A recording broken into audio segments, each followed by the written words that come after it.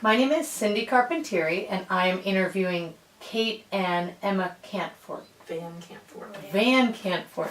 Okay. Let me spell it for you, because we usually have to.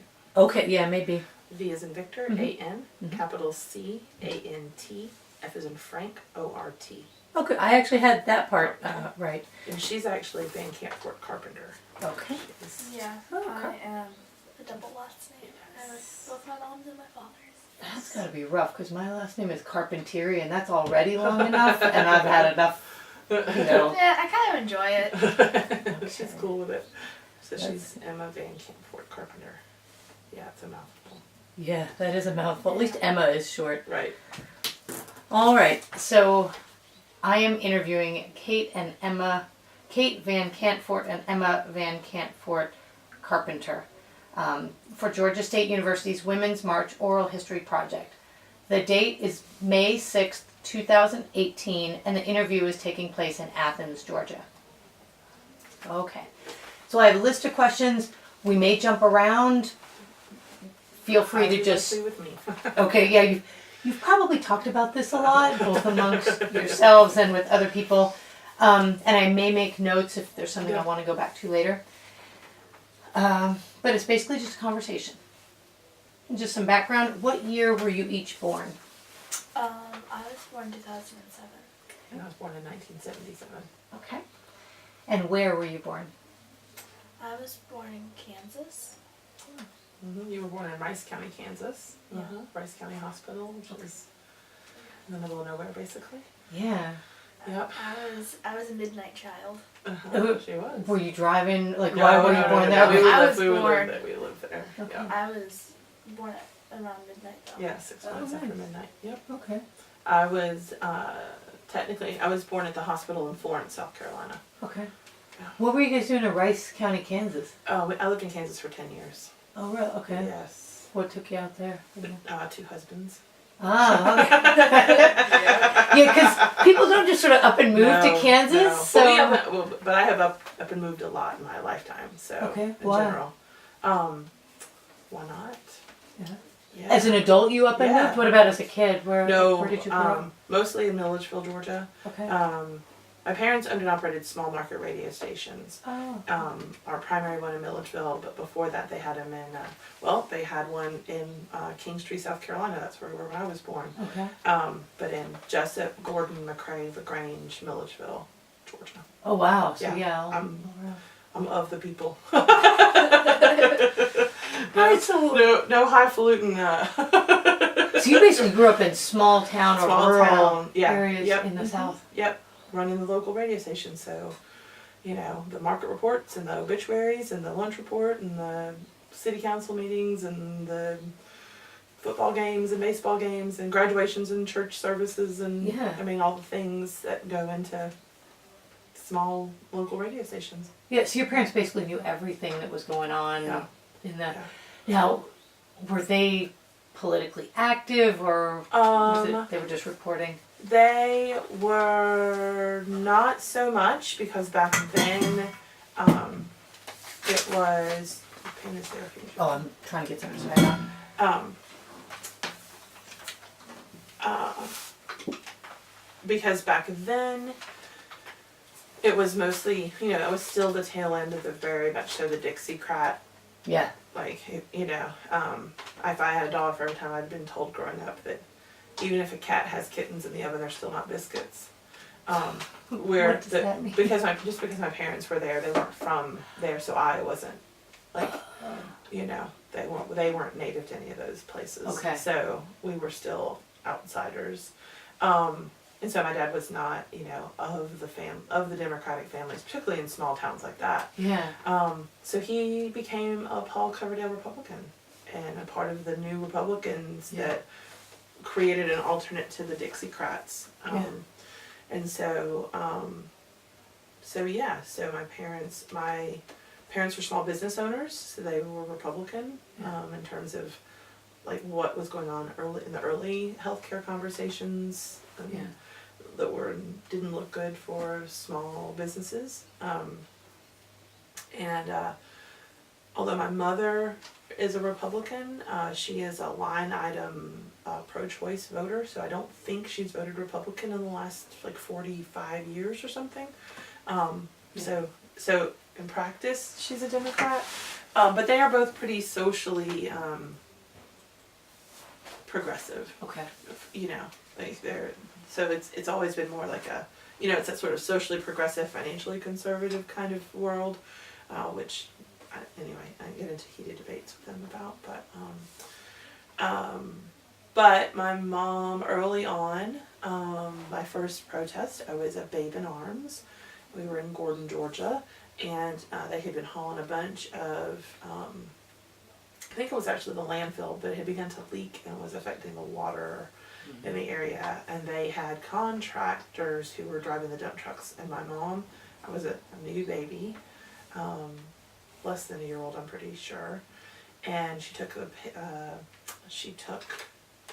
a lawn chair out to the dirt road and said, this is a picket line, knowing that most likely some portion of the truckers were potentially some sort of union, or at least familiar with that, and they wouldn't cross the picket line. And one other local guy heard she was up there, and he had a broken leg and didn't have anything to do, so he brought a chair.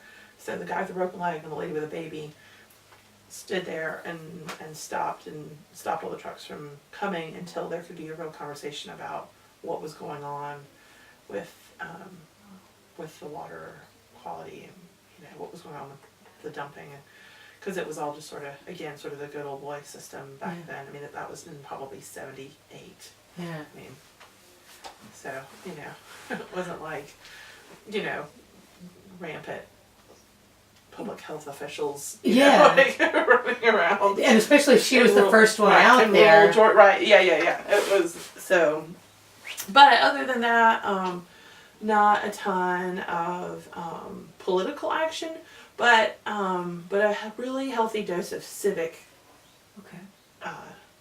participation.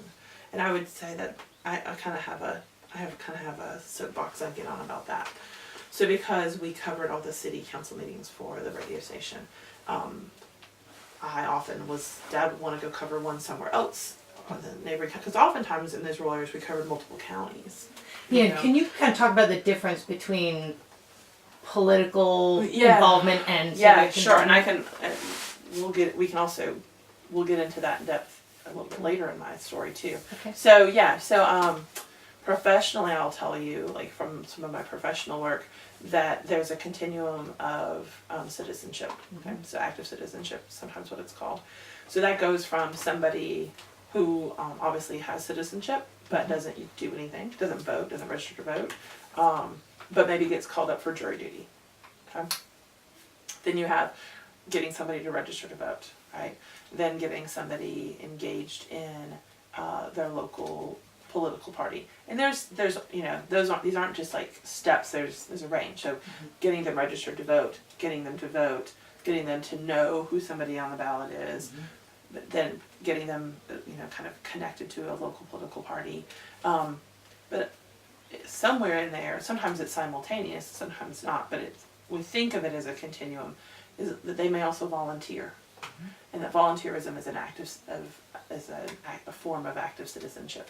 So you volunteer. So then there's a whole cycle around experiential education and service learning, which is volunteerism, and then volunteerism that comes in context, then volunteerism that comes in context with reflection, then volunteerism that comes in context with reflection with further action.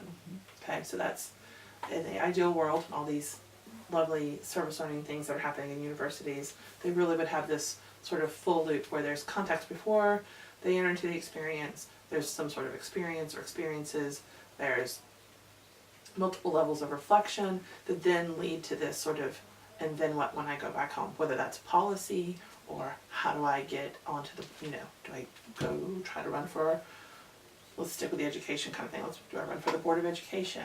Do I become a mentor volunteer in the school?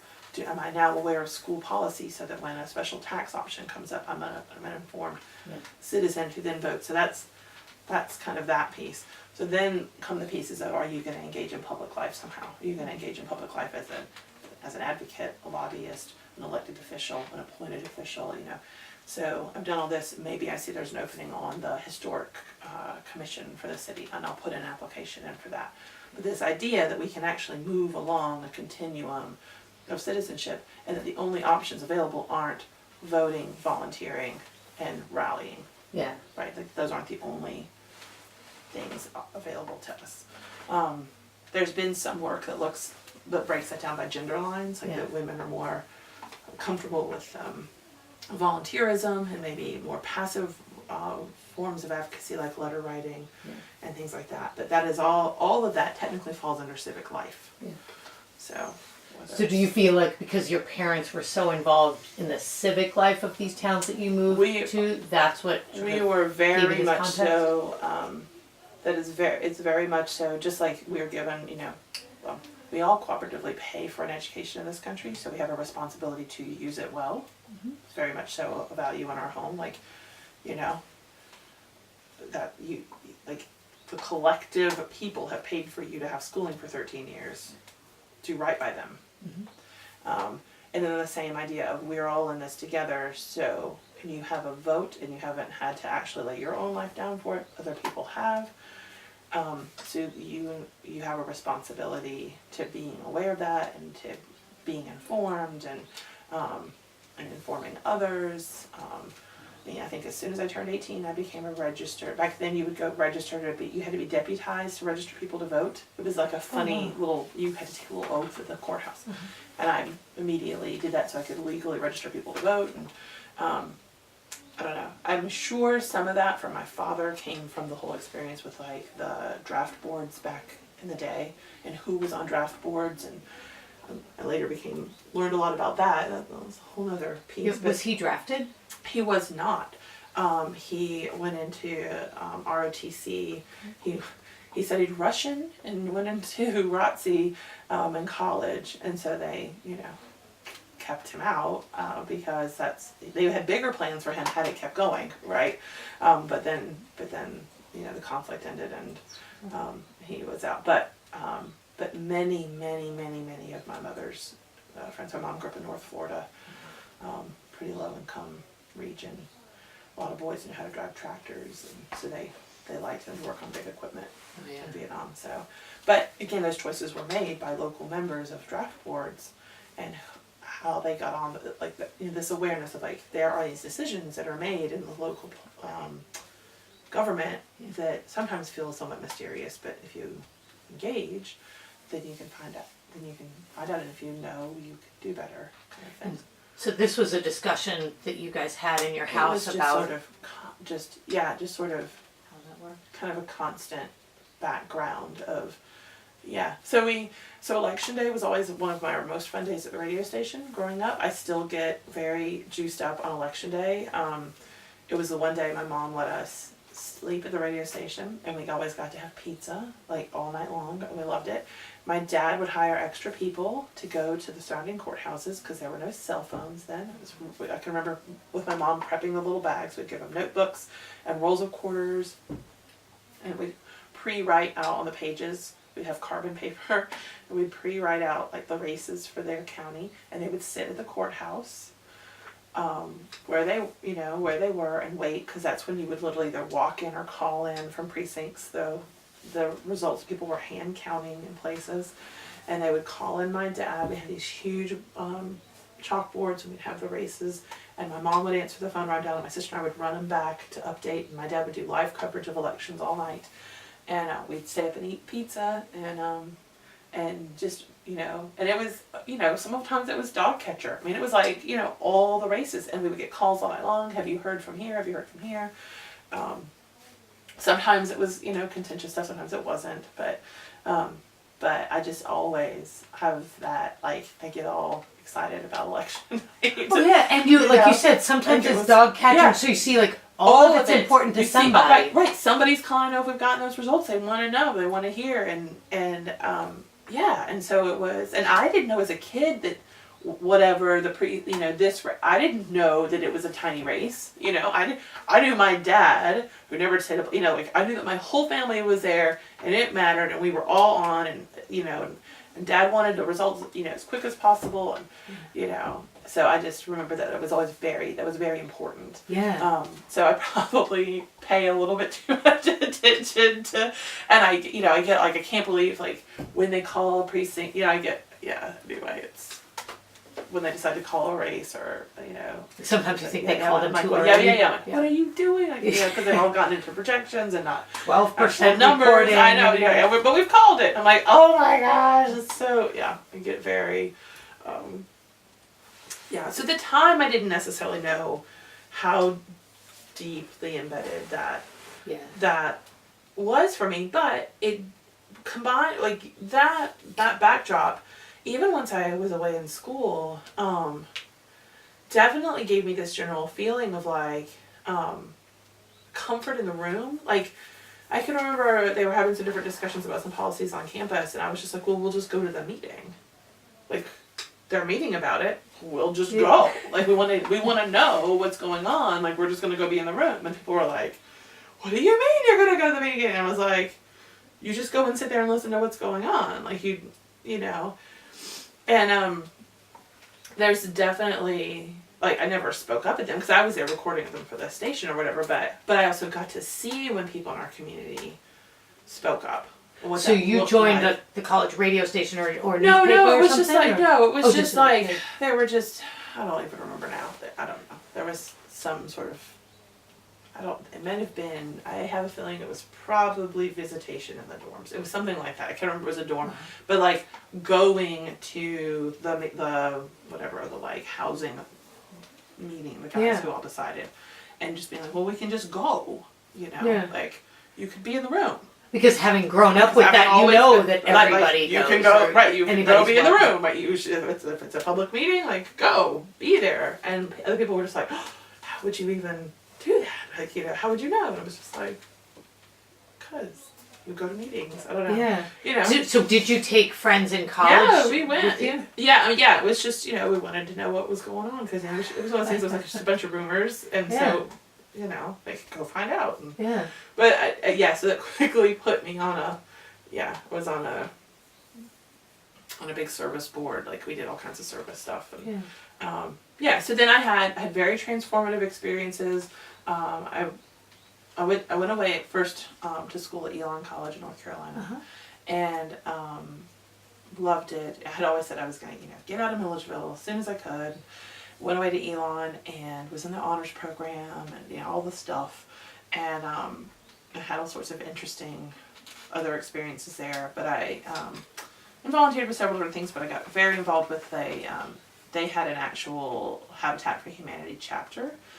And it was a chapter that originally we were doing supplemental work to the area community chapter. So like we were providing mostly babysitting services for the children of the Habitat families. Yeah. Because they were having hard times with their sweat equity hour completion because they can't take the kids on site because of liability. And so then we started offering sort of this sort of club / babysitting sort of thing. And we became very close with one family. But then we became the first chapter, I think the first chapter ever, but it may have been the first chapter in North Carolina, to commit to building our own house. Oh, neat. Okay. So college kids were going to raise the money. College kids were going to oversee construction, like building our first house. And so we were in the process of that, but we were wrapping up with this one family where they had, the father was disabled, and so we were building on a universal design, handicap accessible home. He had disabilities, so he was home with the kids, and an African American family from Alamance County, and but they came to our end of the year meeting, like our last meeting before we went home from school, and weren't on the agenda. They just showed up, and of course had probably about 80 kids in the club, and probably 70 of them were white. Probably 50 of them were from like Massachusetts. It's a very Yankee school, and just talked about how they never thought a bunch of rich white kids would affect their lives in the way that they did, and how our relationship with their boys had been so important, and how they felt comfortable walking on a college campus now, and they'd had their first friends sleep over at their house. One little boy talks about how when I go to college, all these things, right? Of course, we're all bawling, sobbing our eyes out, and I went home, and over the course of that first year of school, 18 people I know had passed away of varying ages and whatnot. I had gone home for a lot of funerals, and one of my dad's friends and running buddies dropped out of a heart attack like that week that I came home in his living room coming home from a run. Very healthy guy. Wow. And when I just decided that I wasn't going to go back to Elon, I was going to stay, that I just had these few years left where I'd probably be close to my folks, and in a different way, not in their house. Mm-hmm. So I rented an apartment. I never went back to living with my folks. I rented my own apartment. Mm-hmm. And, but I also had seen how this service work had really changed things, and I had grown up in Milledgeville. I had seen a few school, student teachers, but other than that, I had never seen a Georgia college kid, other than the ones that worked at the radio station for my dad, doing anything positive. Occasionally a complaint about we had very small fraternities and sororities down there, and so I just thought, I'm going to change this, I've seen something different, and why am I going to go do all this work somewhere else and not at home? Yeah. So literally that June, I walked onto campus, and I had known many people. We were just losing our longtime university president or college president, who I had known forever.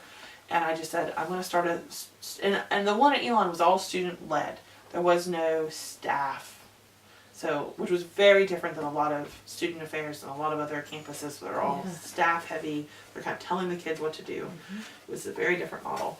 And I went in and I was like, I want to start a student led service center. I'm sure we get requests for service at the school all the time, and how do we make this happen? And they all were like, we don't know what you're talking about.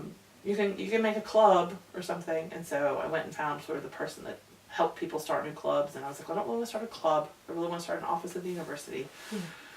And they had just hired, this was the summer that they were redoing all the colleges in Georgia. So what do you mean redoing? So in the university system, we had all of these smaller colleges that had just a regional, recruitment purpose.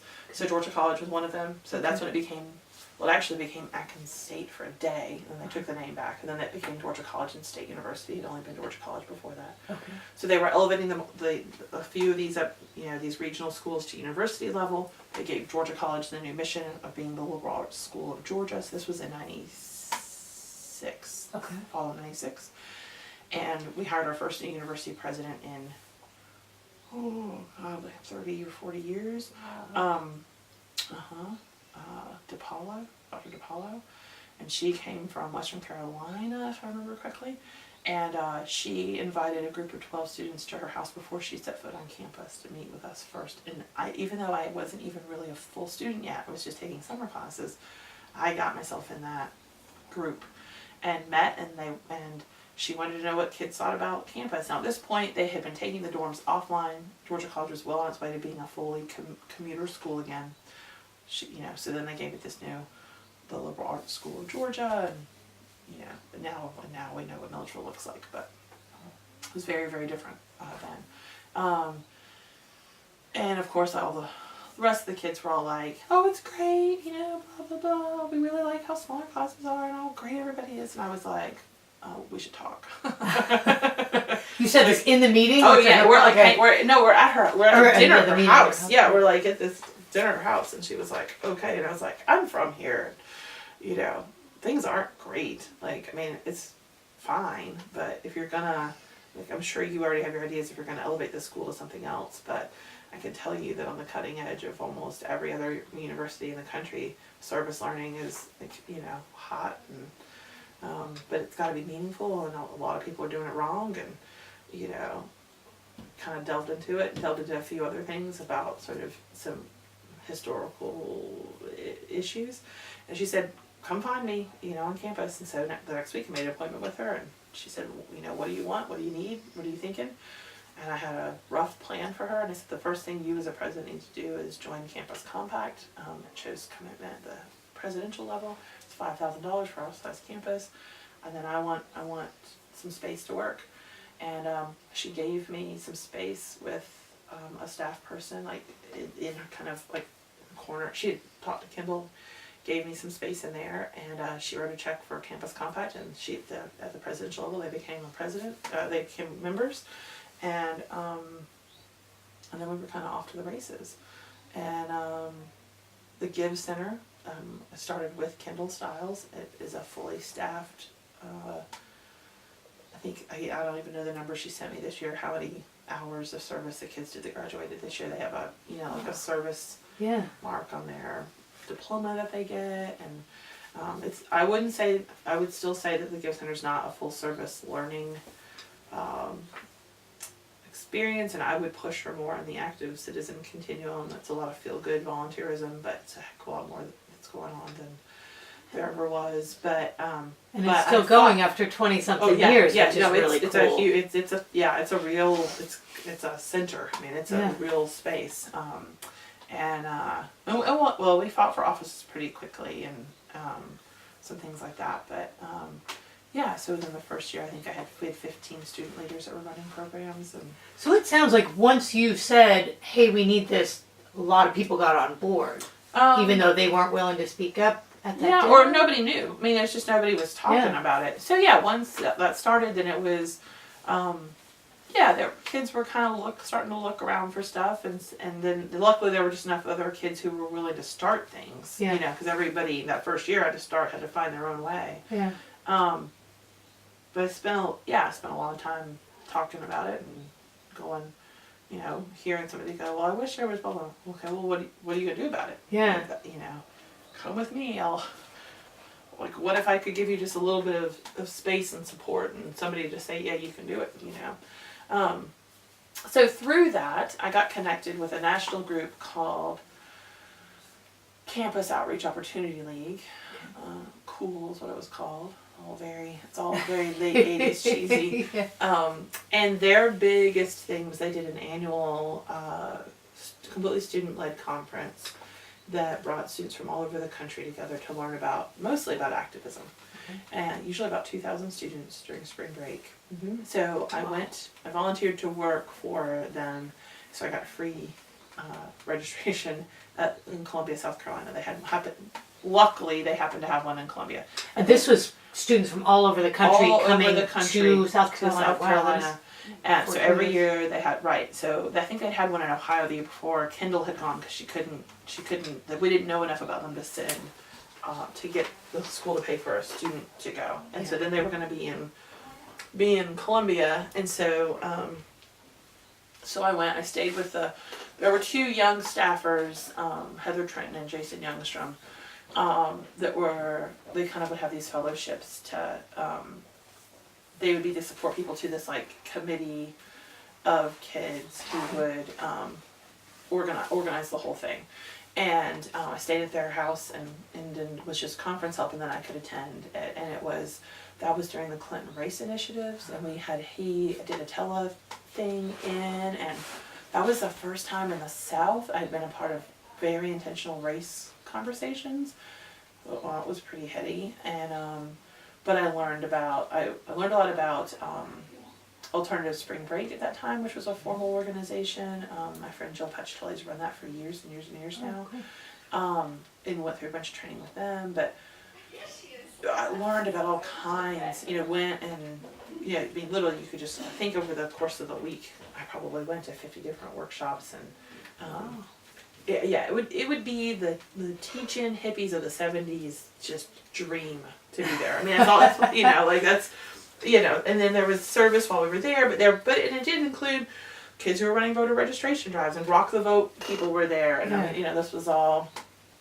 So I just learned about all these things that I would have never learned about in my tiny little town. Yeah. But there were kids from Berkeley and from, these big time schools that had done things, and then here I was from but I wasn't the only one who was from some little school somewhere. Yeah. But a lot of them were they were majoring and, all these angsty, highfalutin things, And so I came back and, constantly was trying to figure out how to engage in these other parts. Service learning seemed to be the most palatable way within the university culture, as that was gaining more traction. And while they were there, they announced that the next conference would be in Salt Lake City, Utah. Uh-huh. I think that's right. I think it was the next year. And they announced that they had gotten funding, some national funding, to start a fellows program. Yeah. And so I applied for the fellows program, and there may have been one between. I don't think there was though. There may have been one between South Carolina and Utah. But I applied to be in their fellows program. They only picked like 20 kids out of the country. I got chosen, went through all this crazy intensive training. I did. I got chosen to be a part of. We decided we were interested in doing an alternative spring break program, and I needed to go through what they called their ABCs, their Active Break Citizenship School, and that was in Salt Lake City.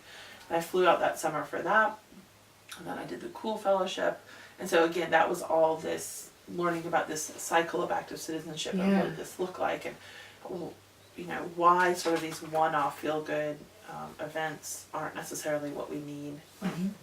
They actually kind of maybe work against our better interests, because the people feel good, but that nothing really changes, but then they feel, like, oh, I did something. I went through this and met again these sort of people who were doing things. I mean, just on crazy huge levels in Harlem, and these students were just doing stuff, and I was like, oh my gosh, I'm just like doing this little thing down here, this little campus. And then they told me they had some funding for a student fellow to come work to lead the next conference, and that one was going to be in Salt Lake. Okay. And so I applied without telling anybody. They called me as soon as they got my application and said, we basically tailored this in hopes that you would apply. You have it. And so I took a semester off and I moved to Salt Lake City and worked as a staff person in the Binion Center, which is a service center at the University of Utah, and worked with those two staff people, but a committee of like 12 students who ran a big national conference. Dolores Huerta was our keynote speaker, and oh my gosh, these kids, I mean, the tradition of the Binion Center coming out of the University of Utah is huge, and their service work they do is just Yeah, I'm not familiar with that. Insane service work coming out of there, and their model is a very decent. They do have staff, but it's a student-run center. They're all very well funded. It's a very decentralized structure to how they do their work, and it was amazing for me to work in a center like that. It was amazing for me to get to work on it with. It had a very environmental kind of theme out there, but to work with those kids and to see, so we had, I think, 2,200 kids that year for the conference. Wow. Yeah. And again, from all over the country, and you get to see all these different programs that they're doing. Right, and I organized, one of my tasks, I organized we had like a vendor fair, like every kind of do good organization in the world wants to come reach out to college kids would come, so I was the head of the big vendor hall, but then I also did we had an optional pre-day of service, and so I think we had 350 kids, students, young adults at like 20 service sites, but doing and none of them living there, so nobody could bring like a shovel from their own house. Right. So then so through that we actually helped create a community toolbox, because we knew we'd have all these people coming in from out of town and needed tools, and they still have that community toolbox is still on campus there, that's open to the nonprofits. So whenever they have work groups that need to use tools. That's really cool. So that actual physical things. Yeah. Still there. So let me ask you, how was it? Those two experiences, where the first experience at that cool conference, you've got, you're just coming in from Milledgeville, Georgia, and you talked about kids from all over, and then this time you're running a conference. Running it, I know. I still very much so walked around with if they find out, that, still very much that feeling of if they really understood where I was from, they'd probably tell me to go back home. I don't know, that lingers with me to this day. I think in the South we do a good job of teaching that to our kids, or we did growing up. I don't know. Teaching a certain level of that we we don't represent well outside of the South. You know, like that we're maybe a little bit slow, maybe a little bit dumb. That, you know, but we're the awful people. You know, we're the reason for the Civil War, and you know that whole, there's a whole guilt thing. Yeah. Which is, I was gonna say, we used to feel this way. I feel like there's been a weird cultural shift around some of that. But so I don't know. So I always felt like, you know, well, I mean, I went to Baldwin High School. We had no AP classes. By the time my sister, who was just a couple years behind me, came along, things had changed. But when I was there, we had no AP classes. We had no dual enrollment. Yeah. High school in Sparta closed in February 2 of the 4 years I was in school. We, you know, I went to school before the internet. Yeah. Literally, I went to Elam because it was the furthest away brochure in my counselor's office. Yeah. You know, like I'd never heard of Brown. I'd Yeah. never, you know, who knows where I could have gone or you know what. But no, my parents weren't worried about that or you know, it was by a complete random act that the whole Elon thing happened, and I was so wholly unprepared for that experience.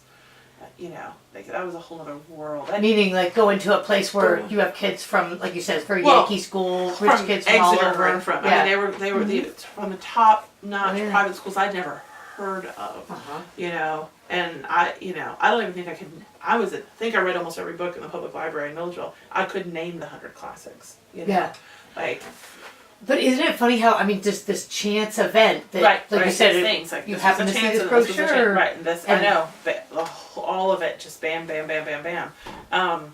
Yeah, and luckily I just had a general underpinning of like sort of the civic work from my parents, definitely the very traditional volunteerism from my grandmother, you know, that led me to come back home with these things. But I luckily I felt too strongly that like there was work that needed to be done. Yeah.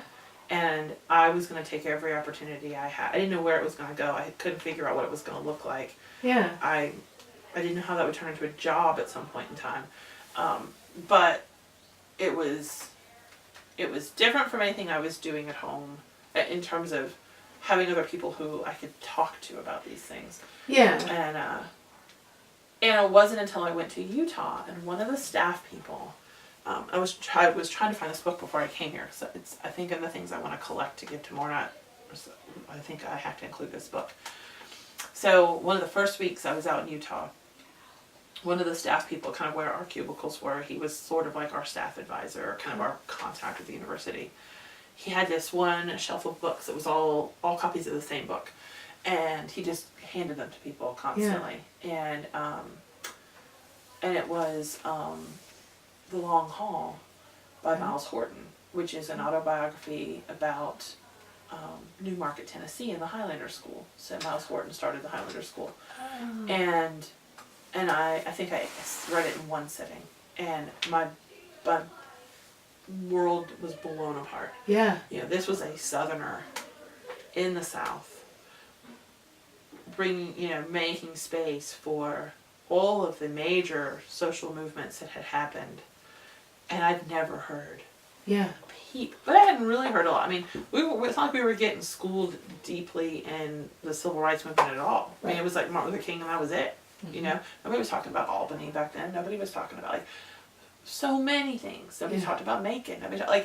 None of these other things that were if you lived it were very real kind of high water marks for the movement that just, you know, we would just gently brushed the stroke of Martin Luther King. He's from Atlanta, and you know, whatever. Yeah, Rosa Parks, but not a lot. Even a lot of that. We knew there was a Rosa Parks, but she just sort of sat down once, and that was it. Yeah. Right, like that's all we know. Is that she was like a tired service, doing her coming home from her work, and sat down, and then nobody knows what happened after that. Right, like that's all that everybody knows. And so, reading about that and this idea about, and at times how controversial their trainings were. I mean, that they were arrested for having integrated trainings at a Highlander, and I mean, but that Rosa had been there, and that and then how that work changed with the work that he did with particularly Eastern Tennessee and West Virginia in terms of the mountaintop mining and these very different sorts of people, not the sort of highly educated, black activists that you saw, but mountain people who were just tired of, they knew something was wrong because they'd lived and been living off that land for so long, and going in and trying to teach them how to engage on their own behalf. It was like, so this random guy in Utah giving me a book about my own home was what, I was just flabbergasted. How are we not all taught this? How is that not a part of our common education back home? So that, I think I bought also many of those books and handed them out for a long time to people. Still usually have a few copies around to give folks. So that was the first time that I was like, okay, so maybe I can get over this feeling of like, I'm not good enough, or I don't have enough, whatever. That being from the South, I can't possibly know how to do this. Right, I can't, or that I don't have a who am I to... That's interesting that the two times you left Milledgeville, you learned really valuable things that then, assume catapulted you to other things. Did you go to the Highlander? Oh yeah, I didn't go for any particular training like that. I have been I have taken students there for training, which is probably one of a great highlight of work. That yes, I was able to take a group of students from Vermont to meet students from around the country there, to at least be there, and I spent a good part of a day in the archives, and it's amazing. Where is it? New Market, Tennessee, so it's in way eastern Tennessee, east of Knoxville, up in the hills there. Wow. It's a beautiful place. Yeah, it's all beautiful up there. But it's tucked away back down a dirt road. It's if you're at all interested in sort of movement work in the Southeast, it's worth a pilgrimage for sure. Yeah, that's so close to us, like you said. It's really right here. It's right here. It's not far at all.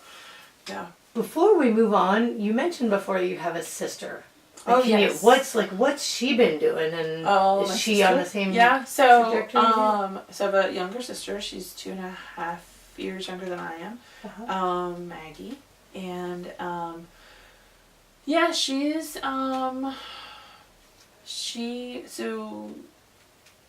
she's now a public school teacher. Okay. Well, I guess now she was a public school teacher. Now she's a private school teacher. Middle grade science. She's been an environmental educator for a long time. I would say she's of the very personal activist ilk. So like she lived without a car for 7 years. We're both like all like no plastic, no like that. Like she very much so is a thrifty upcycling type, like it's all very personal lived values kind of thing. She's definitely politically active. I know like making phone calls, letter writing.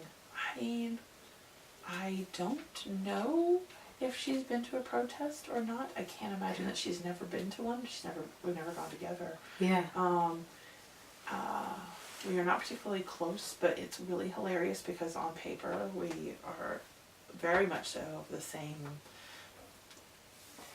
ilk. Very much so. But she is a bit more of a quiet person, a little bit more personal, but very much so lives out her personal values, her political values in a personal way. I sound like my father and my grandfather. So my grandfather was a broadcaster as well. He ran Channel 2 in Atlanta from 1968 to the early 2000s. Okay. I definitely have their ability to project a voice. I have their figuratively and literally. Yes, I have I'm very like I got asked like 3 days before having to compete in the extemporaneous speaking competition for our school, and like one region in it, like I have that of our family. I have that. She does not. Yeah. I think, she does not have that at all. So, So I will take up a bullhorn at a march without written anything. And, I have that. Doesn't occur to me. Okay. Perfectly right. perfectly Sure, fine. I've got stuff to Yeah, say. right, yeah, exactly. Like yeah, sure, let's go, you know? Yeah, does she live near here? Yeah, she lives with my parents right now. Okay. Yeah, she came back from Seattle and she's lived with them this last year while she's teaching. Okay. So they're all up in Habersham County. Okay. Is kind of where they've been for all. My parents left the radio business for the most part when my sister and I went away to college. Dad went to UGA, got his PhD. He'd always been an adjunct professor in sort of marketing and things like that. And he teaches, so he's been the chair of the mass comm department at Piedmont College. Oh, cool. I think he officially retired from that this year, but he's still teaching. He just isn't the chair anymore. Yeah. He's done that for, I don't know, a long time. And my mom worked in the state 4-H office for a while Dad was getting his PhD, and then she worked as a kindergarten parapro at Cornelia Elementary, Okay. and then she retired about 3 or 4 years ago. Okay. So, yeah. What does your family think about kind of, and we are, I Yes. promise, we are going to get to the she's part that you're fine. involved She's fine. with. She's good. Do you want your books? Sure. No? Yeah? Okay. She brought some of her books to read. She knew. I was like, you just read while you're... Oh yeah, because there's so much before you even came along, but we are going to get to that. Yeah, it's okay. So, It's fine. fascinating. And it's It's just crazy. always interesting to see like how you get to where I you know, are. Isn't it crazy? It is, It's, and like, I'm fascinated. I know, I could listen to people's stories all day long. People are amazing. oh yeah, and the number of times that I've heard it's some chance event and you just happen to Like it this resonates thing. Yep. you. Yep, tuning fork moment. Yeah, Yes. exactly. Mhm. So what what does your family think about sort of your activism now? Do you know? I don't know. They don't. I've always been the one who's gotten fired up about stuff, and yeah, I would say that in general, my father and I, somewhat my mom, you know, we have a strong sense of like justice and injustice, like, you know, and injustice as well, and so my dad.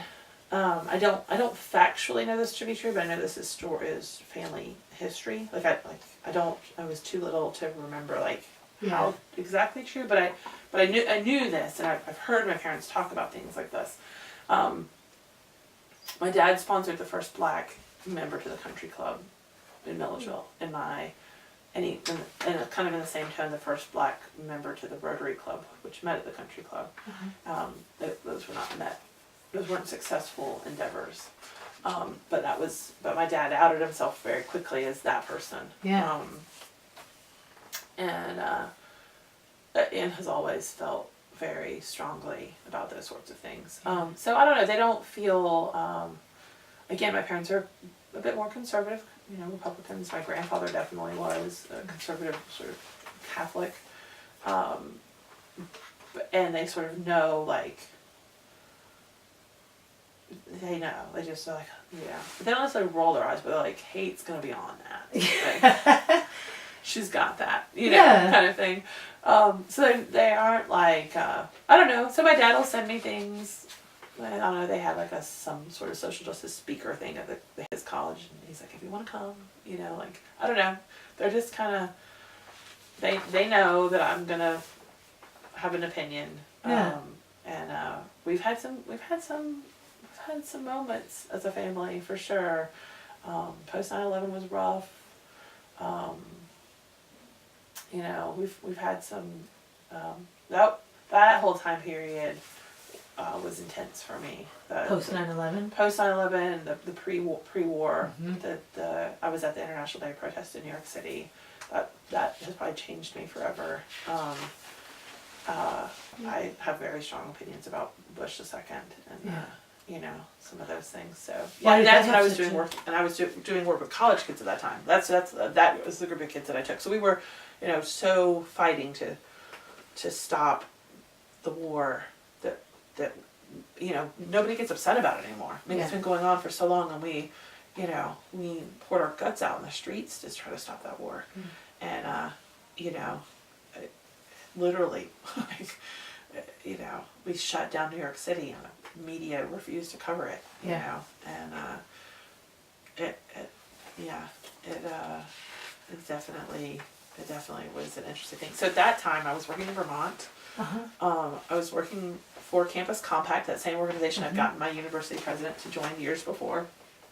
the Pew Charitable Trusts had a large initiative with Campus Compact. So Cool was sort of seen as the grassroots up, like working with the college kids kind of organization, and Campus Compact was seen as the top down version. Okay. So Campus Compact was a membership organization of university presidents that works to fulfill the civic purposes of higher education. Okay.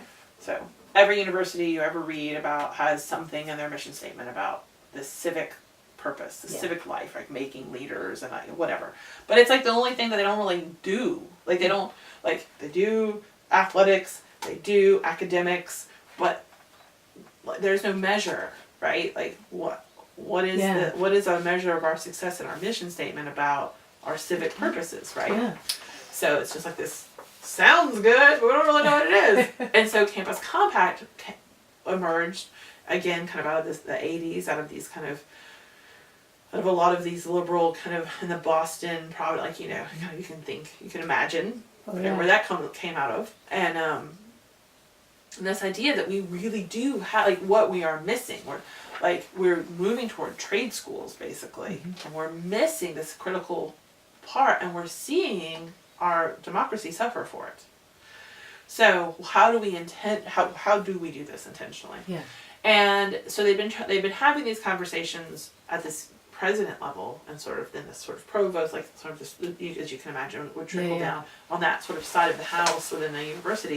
And then there were sort of these rabble-rousing kids that had all become a part of Cool, and that was and those were usually coming up through the student activities side of the house, right? Student affairs. And if you've worked in the university world at all, you know there's a divide between those two houses. And so Pew Charitable Trust said, we want to see civic engagement. We want to see an increase in voter registration and turnout, and we want some other measures of civic engagement, and you guys need to figure it out. And so for the first time ever, Campus Compact hired young adults to go into campuses and to find ways to work with students, and if they could also find some ways to try to create some bridge between these entities. So they hired some in New England. There was some out in California, down in Texas. Anyway, there was a group of us. We went through these big national trainings together. Then we were turned loose, and so I was working on all the college campuses in Vermont. I was housed at Middlebury College. My office was there, and no matter what issue, it was an issueless effort. So there was no issue except to get engaged. Right. And to take on whatever flavor we wanted to on these campuses, and just to have more educated, engaged students. So that's what I did. Yeah. And so, like at Norwich University, which is a sort of faux military institution, so it's not assigned to any branch of the military, but they wear uniforms, and I had a student fellow there, and he wanted to work on issues around voting and awareness around the war, and he was not anti-war. Yeah. Then we had really big anti-war groups at some other campuses. We had environmental efforts. We had just get out the vote efforts. We had efforts targeted at non-traditional students, so not just the young kids. And then I was teaching some classes with some university professors, and we were working on some of the service learning work. So like we got to be a part of the really big Rock the Vote event down at Faneuil Hall in Boston. Cool. Yeah. When it was, so this was the year that we had, 9 Democratic candidates. So it was, Edwards, Carey, Kucinich, Sharpton, and what was the woman? I know, I'm trying. Double name, Brown. Who else was? And Wesley Clark. Yeah. And there were so many. I know my memory's so bad. Yeah. State. And so there's Faneuil Hall's small, so a couple hundred. So it was MTV Rock the Vote Live. We were in there. One of our kids got interviewed by Carrie. It was awesome because it was a question and answer with these kids. I mean, it was that level sort of, rock star, get kids involved, get young adults involved. But that was when we were teaching kids about how draft boards worked. Because that was a because time that we didn't was- know if they were coming we back. didn't too. know if it was going to come back, and a lot of them, that was a conversation we could have about, you can get yourself on the draft board. Yeah. And we can, like, these are levers of change that we can engage in that aren't just the traditional protests, and, you know, this is how we can do some of this thing. And we started to have conscientious objector trainings, you know, like, I mean, things that were coming back, you know, from before. So can I ask you a Yeah, question about this? yeah. So since you were working with all these different colleges and universities, basically what you were trying to do was just get students involved Yeah, just with get whatever whatever. issues they wanted on whatever side, whichever side they wanted. I wasn't pushing. So the kid at Norwich who was pro support the troops, and so he was working on he wanted to work on voter registration. He wanted to work on these levels of engagement. He was also working on some issues around service families, you know, but really working on voter registration, because within the young males there was a high level, with the females not so much, because they all had to register for the So, for the national selective service, service. selective Yeah. service. And so you know, so he was working on some of those issues, and at that time we were engaging in a process called deliberative dialogue, and we were hosting these. So this was a non-binary conversation structure. You would have these books, you would read up on information beforehand, and then the conversations always had to be not pro-war and anti-war. It was always set up with a minimum of 3 points of view. So to Interesting. break this concept of binary conversation. Yeah. And so we were training kids in how to do deliberative dialogue and how to deliberate through multiple points of view. And yeah, it was. You think you can teach that to anybody in politics today? Only they can get a good soundbite out of it. Yeah. Their motivations are completely different these days. Yeah, but yeah, so it was, you know, I learned a lot about, like, a couple of the kids wanted to have small events. So we learned a lot about how different some of the voter registration requirements, or to be a person to register somebody else to vote, how different that was. Yeah. We got into a lot of conversations. So, you know, we don't have really clear registration guidelines in the United States. I can be registered to vote in multiple places. They don't clear the rolls. Within There's a state because or there's- within different states? in different states, within the same state. I mean, they don't have a way to check. We don't have a federal they can't check if you're married. They can't check. We don't have, because we don't do federalized versions of these things. Yeah. So there aren't. And so then they get into these weird things when all these college kids are in places. Where are they registered to vote? Some places the registrars won't accept dorm addresses as addresses. Some places will. You know, and when we work in these small towns in Vermont, I mean, it's really like one little lady who was like the control, you know.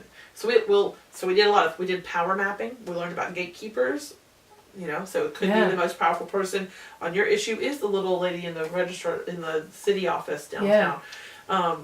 You know, we talked about those kinds of things, and understanding about optics, and, you know, if you're wanting to affect change, you know, what are your best tools, when and how to use them, and so all those kinds of things. But a lot of power mapping, a lot of figuring that out. Like, we learned at one school, if you wanted to affect change, getting the lady that took the money in the cash register at the cafeteria, getting her to be in favor of whatever you wanted.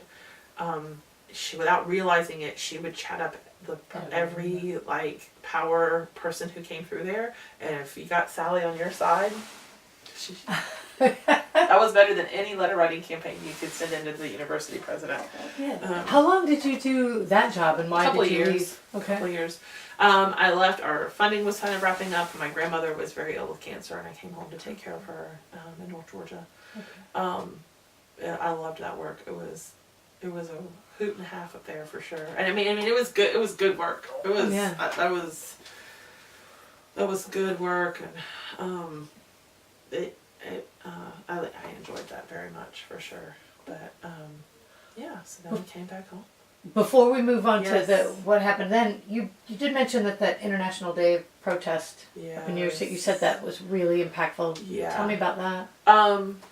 So we originally had been working to take some students to the International Day of Protest.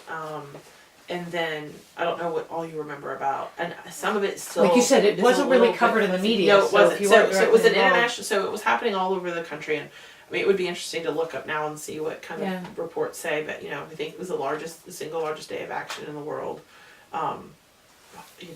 Literally millions and millions and millions of people around the world had a day of action. So New York City was sort of the site of what was supposed to be the largest one of the largest ones, and then within that week leading up to it, they pulled the permit, so it was an illegal protest. Okay. So then people had to decide what they were doing. But people had bought plane tickets. I mean, people were coming, so they were coming. It was kind of a showdown between the New York City police, propped up by George W. Saying that he didn't want this to happen. Yeah.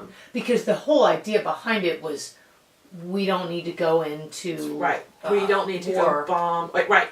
That even then it wasn't quite that clear. But the idea was, it was still that feeling that it sounds like it was Saudi people. I mean, it was still so new. It was the February after. Right, and it was still so fresh. But this feeling of, we don't even know who we're going after. We don't know who we're going after. We don't know why. We don't know for how long.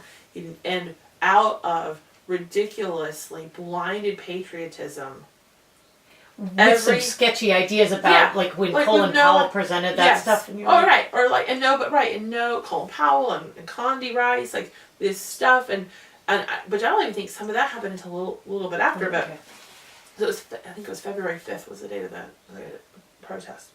But this general sense of but if it's Saudi people, then why are we going into Iraq? Right?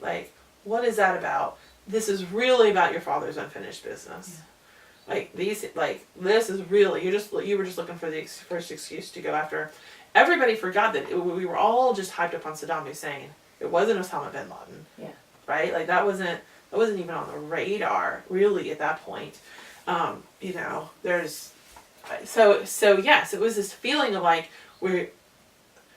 I remember talking with these kids, and I wasn't that much older than they were. I was in my early 20s, and we were feeling this is the defining moment of our lives.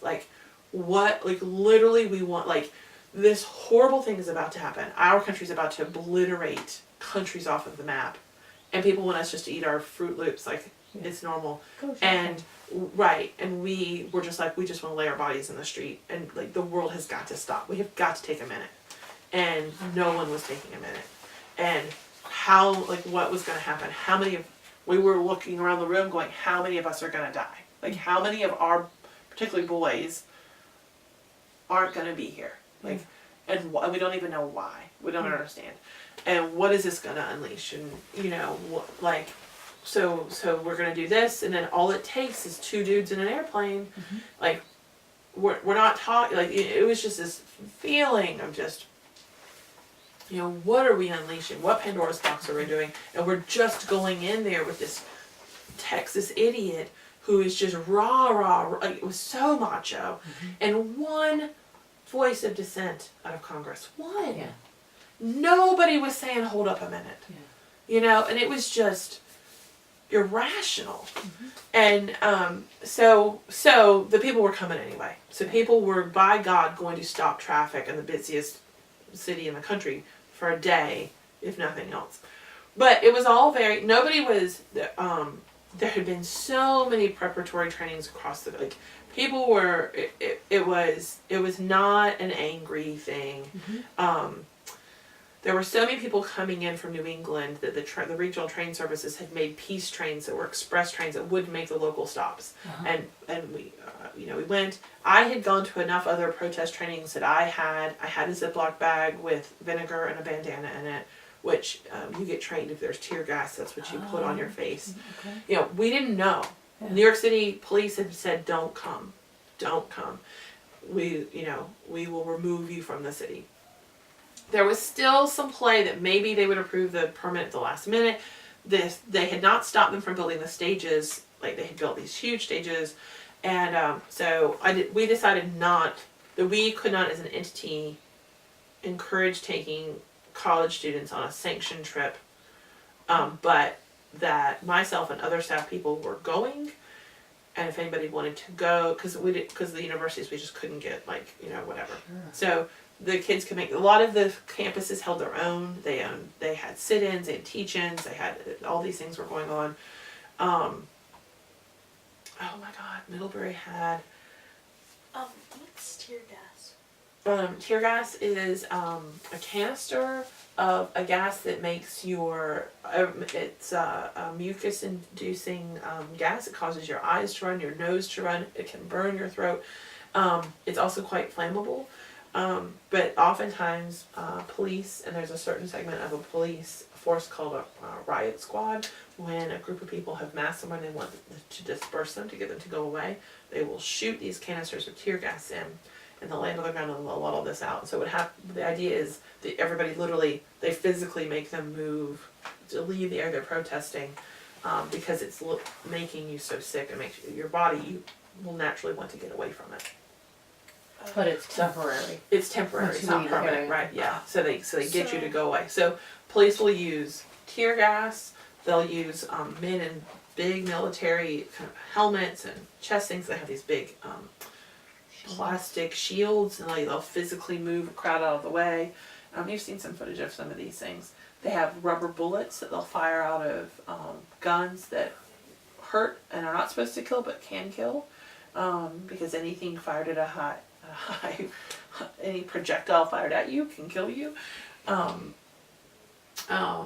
They'll use horses and tanks, and I saw every single one of those things that day in New York City. What do you mean by horses? They'll come into a crowd with horses. They actually had police officers on horses, so that freaks people out. The horses get nervous, all kinds of things can happen. And they actually had the construction netting that sometimes you see like this orange webbing, kind of like a fencing. Yeah. They had it, and they were had one guy on a horse, and then another guy on a horse right down there, and they were literally crushing the crowd onto itself. So grandparents, babies in strollers. I mean, totally peaceful protest. People sing. So these trains came in. We got dumped off in New York City, and the whole city just seemed to be full of people. They shut down the subways that day. And people were kind of making their way towards, we could never even get there. It was so full, we couldn't get there. They had hired all kinds of extra cops. They had gotten the cops completely just juiced up. And I remember I was talking to one very nice, lovely female officer, and just saying, it kind of stinks out here. It was so cold. And she said, oh, it's been nice. People are nice, or whatever. And then 20 minutes later, her captain comes through and gets everybody. There was nowhere for people to go. Yeah. They were just engaging and hurt. They were just hurting people. They were just literally mad. So all the police officers took the mesh out into the street and started backing up towards the building, so the crowd was just getting mashed onto itself of the building. I saw, so the National Lawyers Guild had human rights observers everywhere with these big balloons, and they had phone numbers everywhere for you to call. We crashed the phone system in New York several times, people trying to call attorneys. I watched them beat the ever-living crap out of one kid. Pulled him out by his hair out of a crowd and just wailed on him. We came around one corner, and they were full military marching garb with a tank behind them. I got beaten that day just for walking down the street. We were kind of done. We were going another direction. But I do have pictures of people just stopped traffic and left their cars in the middle of New York City because there was nowhere for them to go. And so a bunch of kids there was an 18-wheeler flatbed, and they were rocking the thing. And it was all these people who, had they let it happen, people could have, it would have been the whole sort of thing. They would have had whatever, and people would have come and gone. But because the cops were just got all that, by God, this wasn't going to happen. It just turned into Abby and I, we didn't talk about it for a long time. It was so, I couldn't believe that happened in my country, kind of thing. And then we went home, and they were like, there were no protests, Oh my God. you know, it was like there were, you know, and there wasn't social media the way there is now. I mean, this was in 2000 and so February 2002, you know, so there wasn't Twitter, there wasn't, you know, we barely had email back then, basically. And no place to post pictures nowhere or to videos show all of it, stuff. right? Yeah. Like, I remember printing out photos and sending them into the National Lawyers Guild, like, you know, like that was, yeah, I took my big camera in, like it was, Like, you they know. were beating just, like, 8-year-olds? No, it was like a teenage, probably like a college teenager. No, but I mean, just, you know, and there had been none of the sort of Seattle, incidences like that. People weren't like, you know.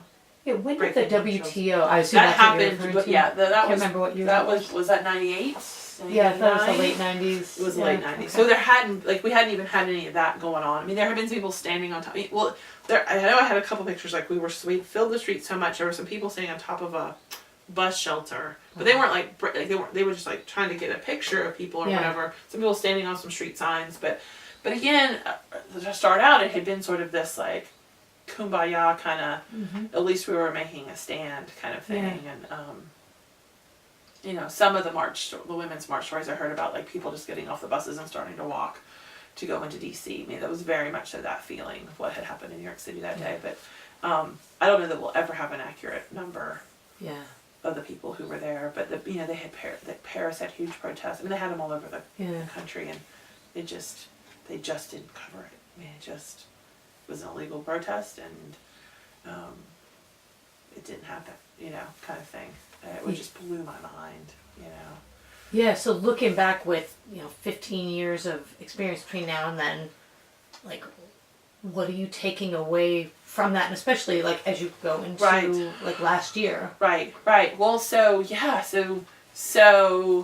the conversations pre-election with Trump,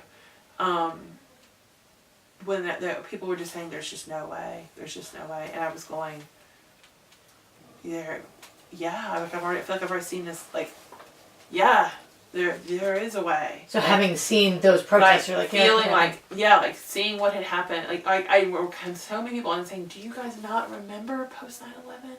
And I don't know if it was because it was down here and because I was up in New England and it was all right there, and like in Vermont we had so many people who left the city and bought property because they were just done. People were terrified, and so I don't know if it just felt different up there. And so just being like, do you guys not remember, like, the macho, like, do you guys not remember what happened? Like, do you not remember the 9 months after 9/11? How can you not think that Trump's gonna happen? Like, and then seeing the complete denial of, like, something that really happened. Like, I don't know, I was just like, we cannot take this seriously enough. Yeah. Like, we cannot take this seriously enough. And it had, for me, what's amazing on some level is that it had the same feeling of like, I need to do whatever I can to stop it, but it feels inevitable at the same time. Yeah. Like, and I don't know what it would take to stop it. Right. I didn't know what it would take to stop, to stop that, 15 years ago. I didn't know what it would take to stop this now, because apparently nothing was offensive. Like, nothing was offensive enough. Yeah.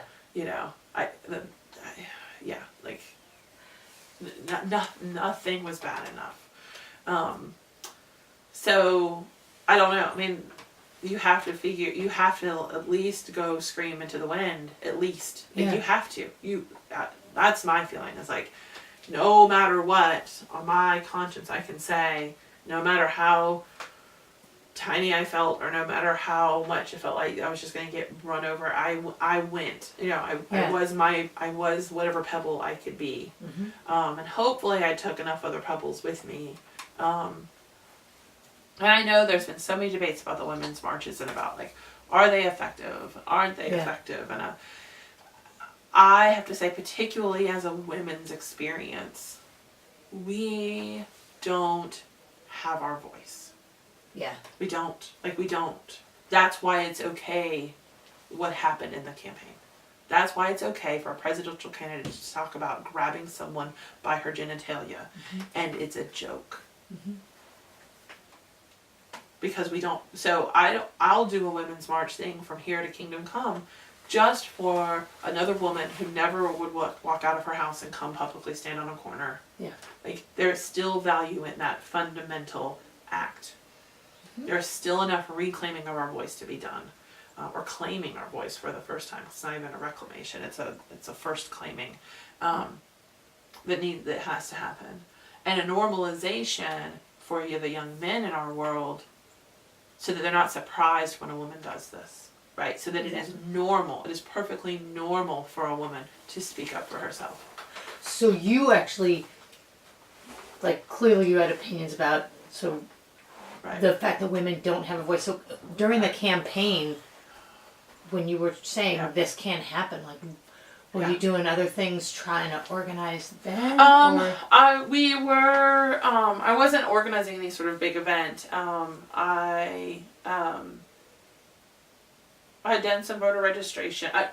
I'd been sort of generally active and had been pushing conversations, sort of privately, or private publicly. There wasn't a ton of organizing here, and I haven't been sort of formally engaged in the Athens scene. I don't quite understand it here. I've always wondered, like, why, we have a women's studies department at the university. Where are they? Like, where are they? Yeah. Why isn't there a women's center? Why isn't there, like, what are they doing? Yeah. Where are they? That should be if there could be one corner of the UGA campus that is a screaming liberal bastion, that should be it, right? Like, especially now. Yeah, like, where are you guys? You clutching your pearls somewhere? I don't understand. It just, I don't get it. How do we have a university of this size in a relatively progressive community, and there is no off-campus women, where's the lesbian bookstore, right? Like, every other campus that I've been in, everywhere else, there's like, the feminist cooperative center with the lesbian bookstore in it, like, you go to find out everything you need to know, like, about the world. like, why do we not have that here? How is this possible? But, we don't have a particularly active Planned Parenthood either here. We don't have, and I'm like, what in the name of 10 hells is going on in Athens? Yeah. They're all too worried about playing music. I don't know. Yeah. Like, I don't know. Because I say that not just to the university community, but these folks that have been here since the 70s. Yeah. Who.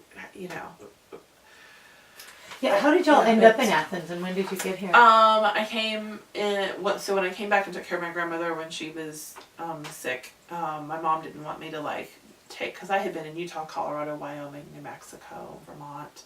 Yeah. And I was 26 or 7, and she was like, don't you want to stay home? And so I was not going to be up where they were in North Georgia. I did not go to school in Athens. I got hired to run the art center here. Okay. I was their second paid director. Came down. So I was a unicorn. I was a young professional in Athens. I was not a grad student. I wasn't married to a grad student. I didn't go to undergrad here. And so I was here for a bit, and I worked at the art center at the OCAF in Watkinsville, which was an interesting experience. I had a degree in nonprofit management. I had been working some version of a social worker or in this sort of activism world since I graduated. And so I did that for a bit, and then kind of got hired away to work at the Andrew Young School. I was at the Georgia Health Policy Center. Okay. A good friend of mine worked there, and so I was working on rural health initiatives through an HHS grant that we were a contractor for them. And so I was working on, rural health all over the country. Okay. And so I was there doing that. But that's how I got back here, and I bought a house, and I was here. And then I married a guy from Kansas, and I went there for 10 years, and then, married him, and then he left, and then I married a second guy, and then he left, and so we came back here. We've been back 5 years or so, and or some combination. It's been a funny. We were here, and then we were back there, and then we were back here. But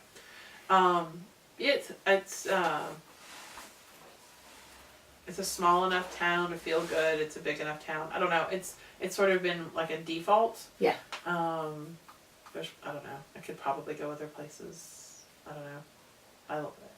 It's always an option for us.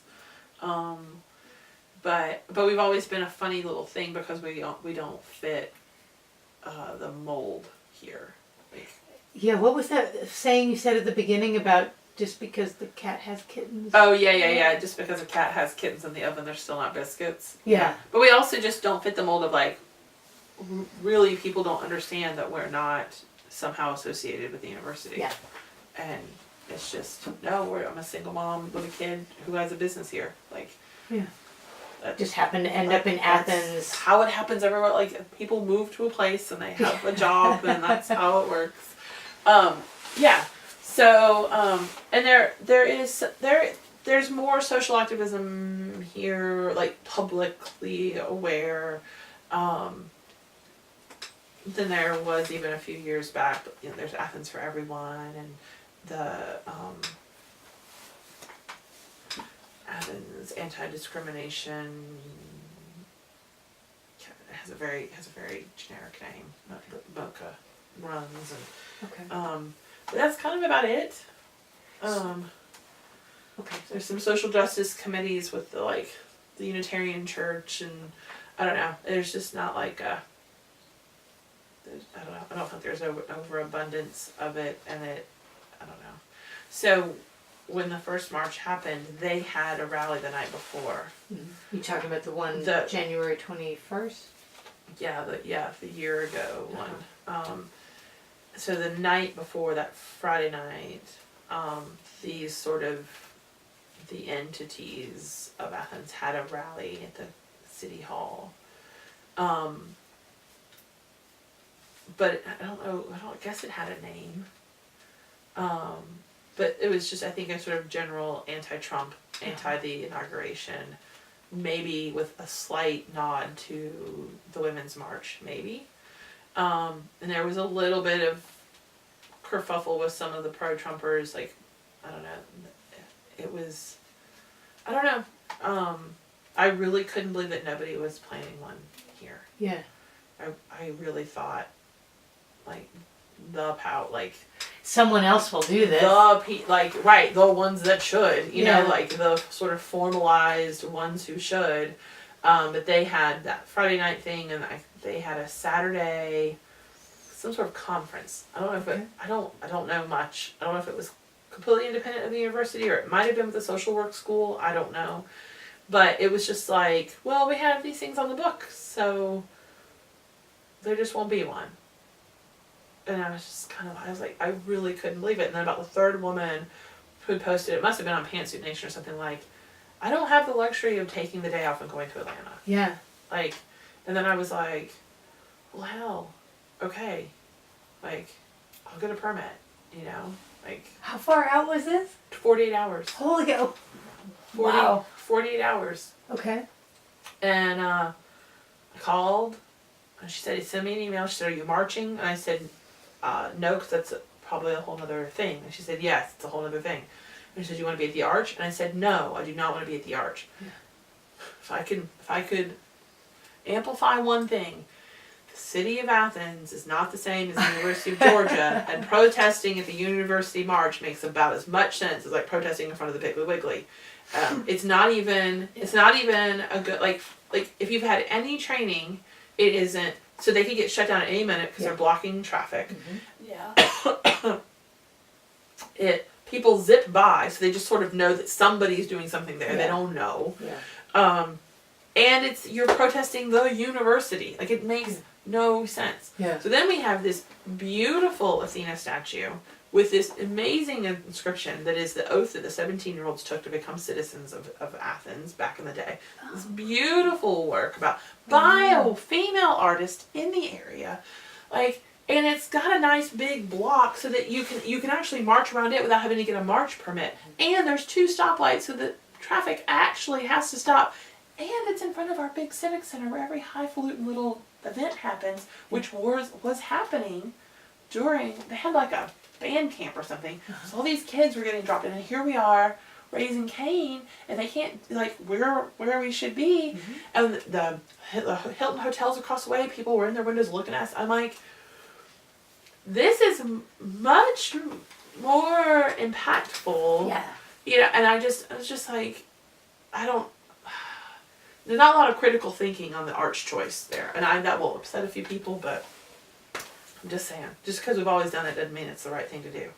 Right, and the fact that she said, "Do you want to do it here?" Because that's how they always do it. Right. You Yeah, and I was thought like, ahead, like, no. You know, well, because it's a whole different, and it's also a whole different thing because you've got this university thing. And I said, I'd like to do it at the Athena Statue. And she's like, oh, okay, great.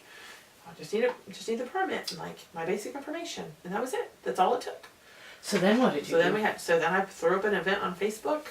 I think maybe we made a handful of posters. I can't even remember. I think we did. I think we just went to like Dollar General and grabbed some like. No, those were for the no. I think I honestly cannot Oh, remember like if we printing printed them? out. I think we might have. No, flyers beforehand, not the protest. Oh, things. we did not do that. We didn't. There was no. So see, we didn't even make. For both of them, we didn't even make flyers. We just you threw it up on like Facebook and Instagram. We haven't made any flyers for either one of them. So yeah, it was just we made a Facebook event and we put it on like the where those women had been posting, so probably Pantsuit Nation and whoever else. And my friend Margot is a letterpress printer here in town, and she's very much about the history of the importance of letterpresses in social change. And that week before she had been printing some up, people who were getting ready to go to DC could come, and she had some done. And I said, Margot, I think we're gonna have one here. And so she printed up some extras, and then on Friday or whatever night they left to go to DC, I sent out another thing sort of on social media and just said, we want to have a kickoff party to send our sisters to DC. And people made snack bags, and we just showed up at where the buses were, and we handed stuff out. And people had heard that there was maybe going to be a local thing, and I said, yes, there is, and this is when. And so then they started telling people at home that there was going to be something. But it was all word of mouth. It was all, and I knew that meant that it had a propensity for being women who look like me, right? That had a propensity for being my social group. So I sent some things out to a couple of black churches and to a couple of other low-income housing groups that I knew in town to just say, I know this is last minute, but I just want you to know, like, I don't know how else. Please, however you can help get this word out. It's super grassroots. Yeah. Just like, who could I possibly like let know? Yeah. And a couple of college kids had found out somehow, and somebody had messaged me, and I was like, yeah, here's the basic information.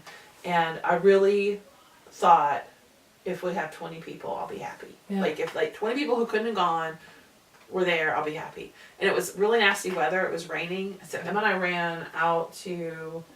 I think we actually just went to like Walmart. We went to we went to CVS. Right, we went to CVS, and we bought, we just got some of the packets of like brightly colored construction paper and the big fat markers and umbrellas. And I sent Emma to see if they had any umbrellas that were lighter color. And she actually found some pink ones, and pink and white. Oh, cool. And so, from another protest I'd been a part of, where it was raining, we would take umbrellas, you open them up, and you write your protest words on the outside of the umbrellas, so that then when there's pictures and there's all the umbrellas, you can still see the protest commentary on the umbrellas.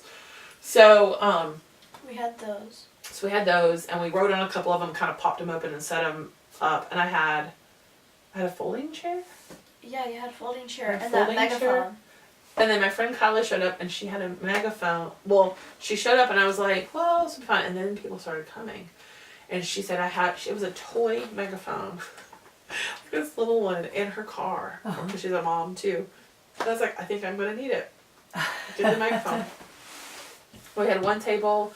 They had done all those free posters from the like Women's March, all those beautiful ones, whatever. And we went down to Belgians that night before, and they printed them out. And they kind of gave us like, I was like, I have this much money of my own money to do for it, and we showed up, and there was like double the amount of posters.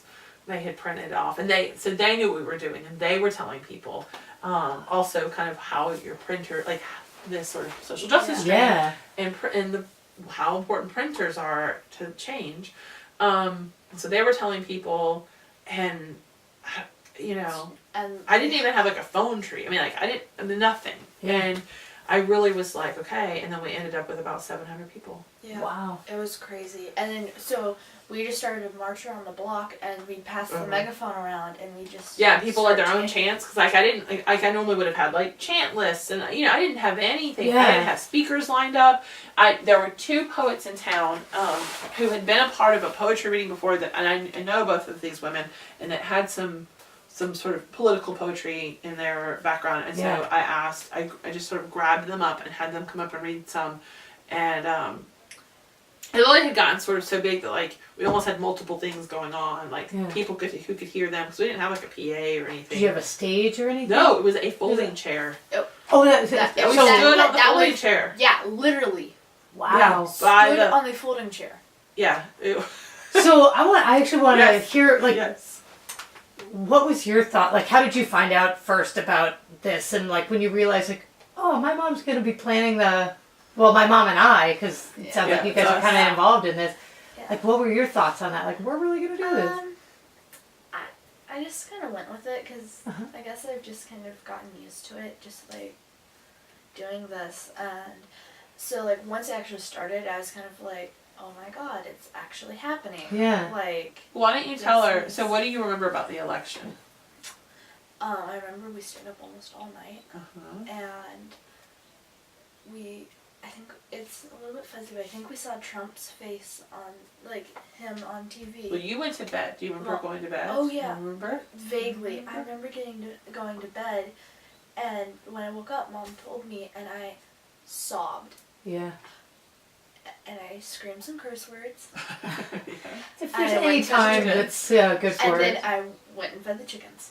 And then what? And then, but we stayed. We stayed home that day, didn't we? Yeah. Yeah, we didn't. We stayed home. It was rough, wasn't it? I had this like fear inside of me. I was just like, oh my god, the world is going to end because this man is in that chair, and we are all just going to die. I don't know. Did you feel like we were all gonna die? Well, I was pretty freaked out. We were pretty freaked out.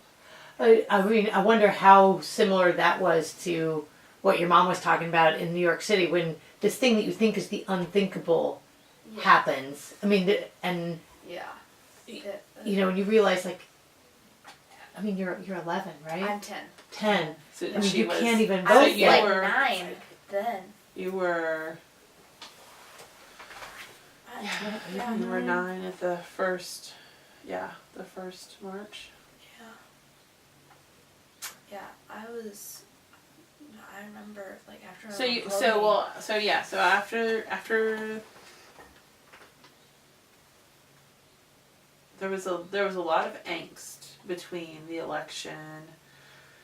A lot of questions. I remember you had a lot of questions. I asked, we did have a plan in case. So I remember, like, you would see the Trump signs up, and we had a plan that we'd get a couple gallons of milk. Like, well, we had them. Yeah. Right. So we like stocked up on food. We were living out in rural Madison County at the time, and we had some particularly aggressive neighbors. One not right near us, but down the road, who had large bulldozers that he had been pulling up by the road with these huge flags and signs. And I don't tend towards this, but I had a moment of like, if Hillary had won, would there be some other like action from the other side? Yeah, because there was the talk where he was like, I don't know if I'll concede. Right. And like all it would have taken, there's just one highway out there. Like if that guy had just put his tractors across, like he could have shut down part of the road. Like, and I know they're all armed. Like they're letting you know. I mean, there was a goodly number of them, and I thought, okay, if this gets crazy, or even if it's just little pockets of crazy, if it wouldn't take much. Yeah. It wouldn't take much. And I was like, it was kind of just like storm preparation. Like, we got a few extra gallons of milk, a little extra water, like, in case we just needed to hunker down at home for a couple days. Yeah. Because we couldn't have gotten to Athens. Like, Yeah.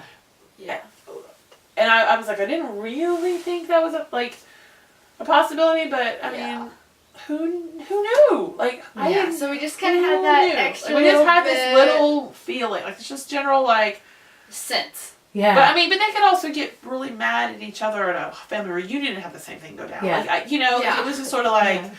But the one guy had been getting like increasingly sort of aggressive, and we had just the general feeling was it'll be okay. Like, we have methods in our government to deal with things. Like, it'll be okay, right? Yeah. But we hosted Thanksgiving, so we've been hosting community Thanksgivings the last few years. Okay. But there was a lot of angst going into Thanksgiving after the election, right? Like a lot of families who were really worried about like what might happen or what would be what might go down at the dinner table. Right. So what did we do?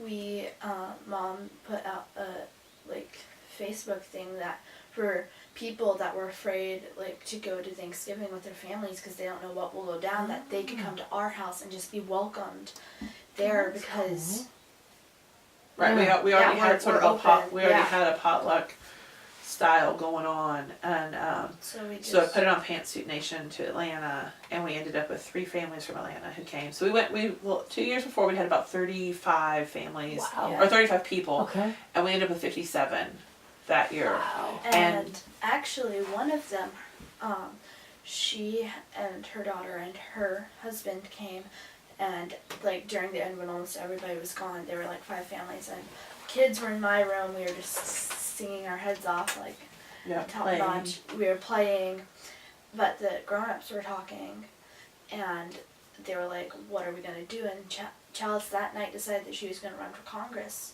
and she's doing it right now. Chalice Montgomery. Cool. Right. Yep. Yeah. That's really cool. Yeah, a group of women from that conversation went to a couple of trainings, and Chalice said, well, which one of us is going to run? Like, who's going to run? And then a couple weeks later, she called and she said, are you ready to help with the campaign? And she's running. Yeah. So how did that make you feel about, that versus right after the election? Was it better? Was it worse? I that was just kind of cool. Yeah. And to know that, if she was up there in Congress, that things would be a lot better. Yeah. Knowing her, but I would, if she did go to Congress, I would miss her. Yeah. I would really miss Gwen. But yeah, you'd miss Gwen. But you get to see him. We'd still see him. Yeah. But But you also have done a fair bit of letter writing and postcard writing. And, I actually sent a postcard to Trump that said, you crushed my dreams. I drew a broken heart and this giant unhappy face just bawling. Yeah, you've been a part of a bunch of those, we've done a bunch of the letter writing or the postcard nights and that was probably Mom cracked up because I wrote in big letters, you crushed my dreams. Yeah, I didn't know what she was doing and I came over and I was like, okay. Let's reel back the drama a little bit.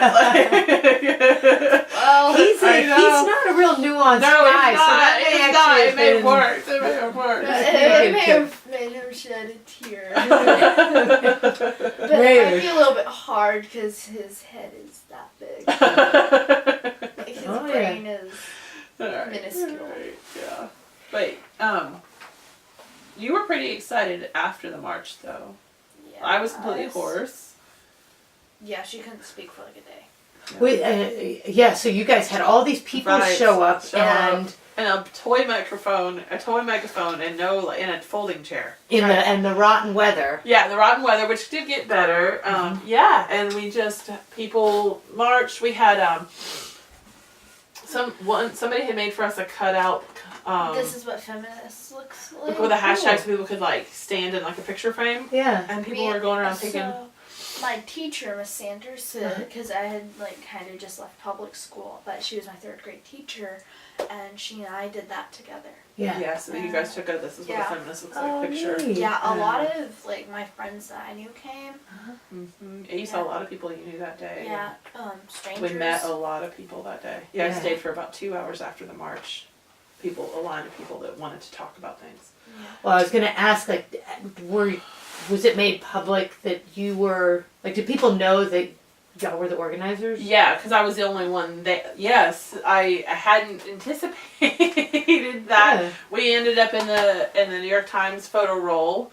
Cool. Yeah, yes, you've seen those pictures. Oh, yeah. So that their National Day roll. Yeah. We a couple of different pictures from there. The picture of Mariah, she was in it,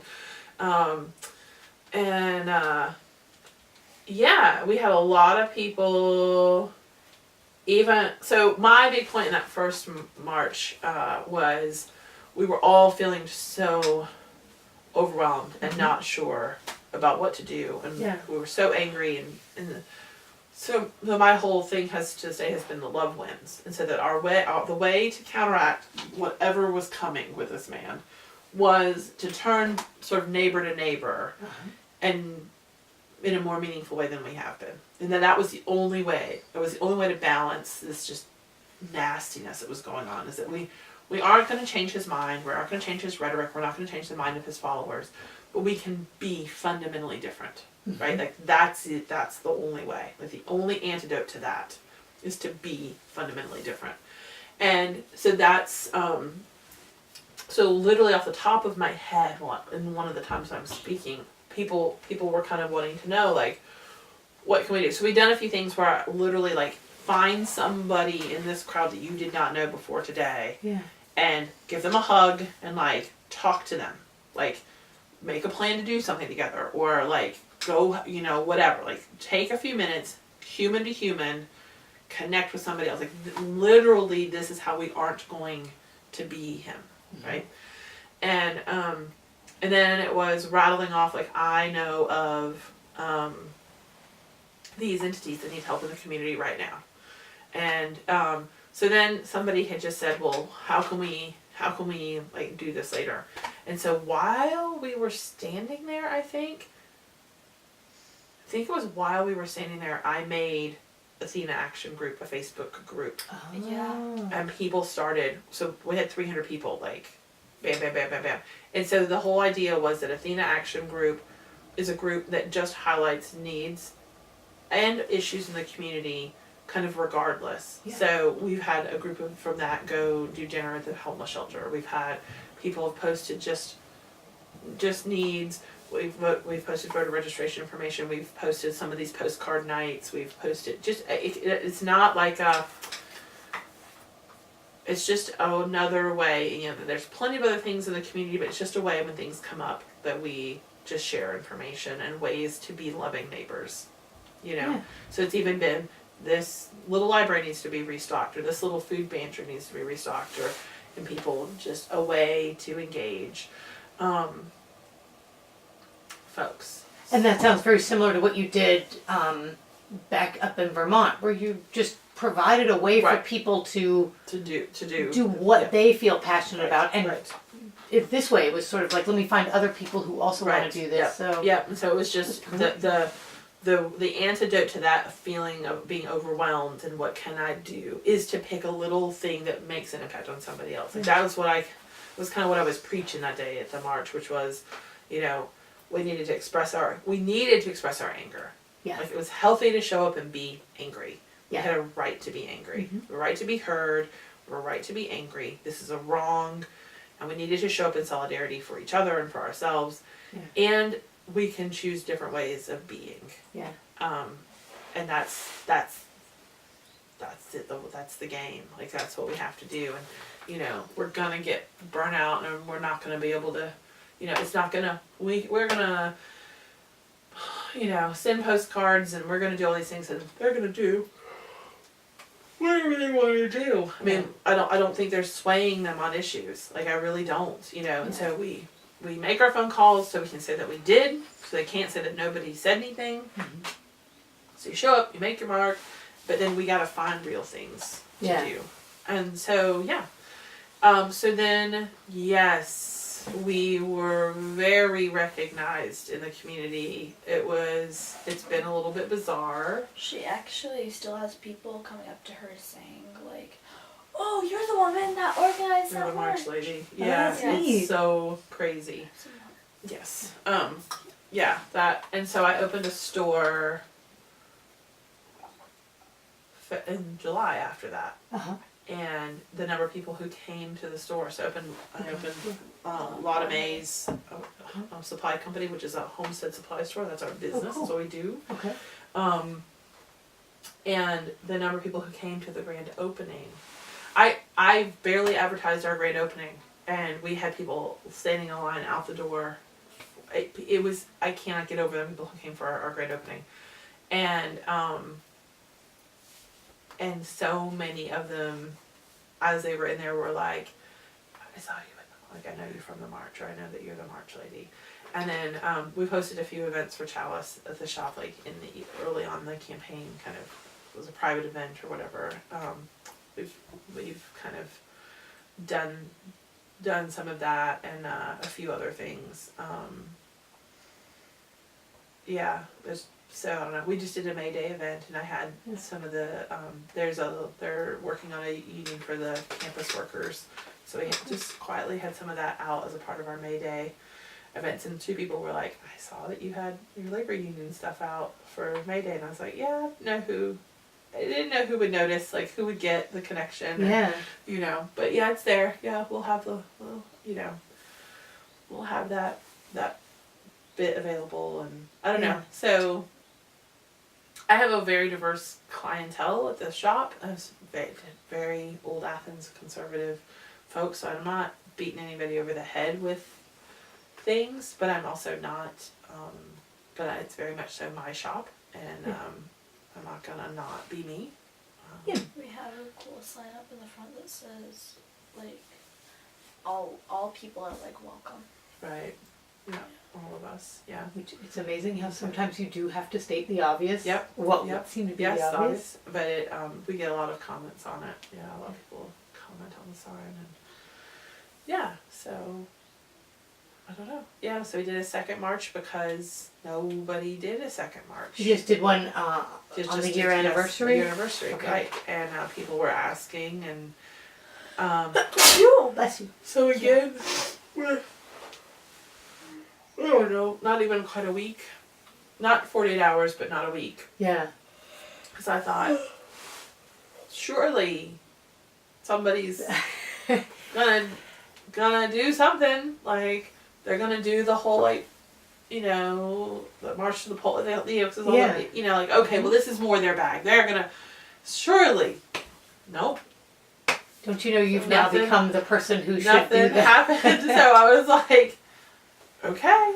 So, and they had their little conference again on the same day. Yeah. So, like, they took a whole segment of the population out, and so we threw it together, and again, it was sort of just me. It was just me, and then because of all the politics that's going on, Yeah. we then ended up with a whole host of the politicians Oh, showed really? up and wanted Okay. to talk.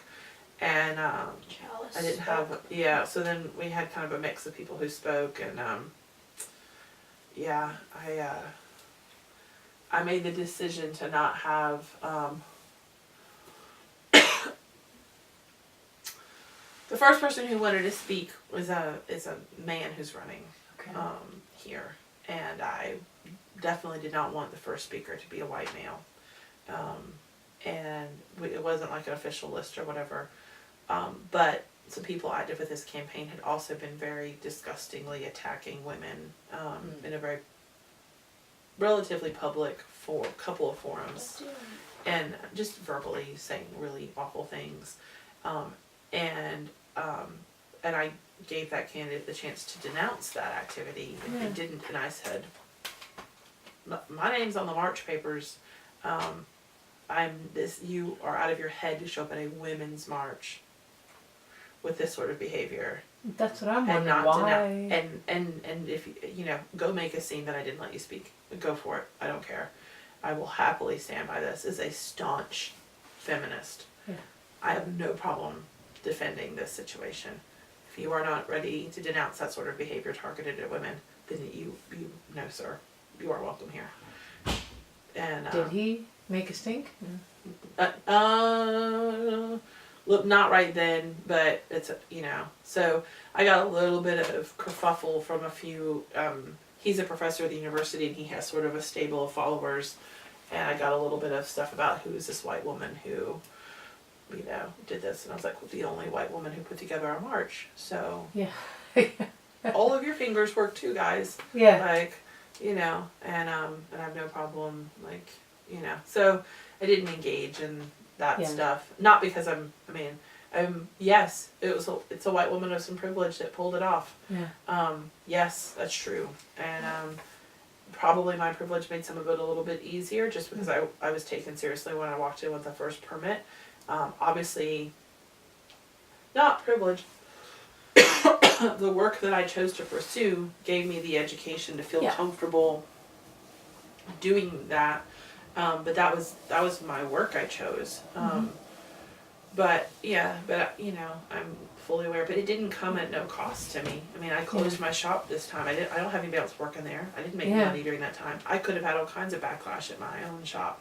I have skin in the game. Yeah. I am a single mom. It's not.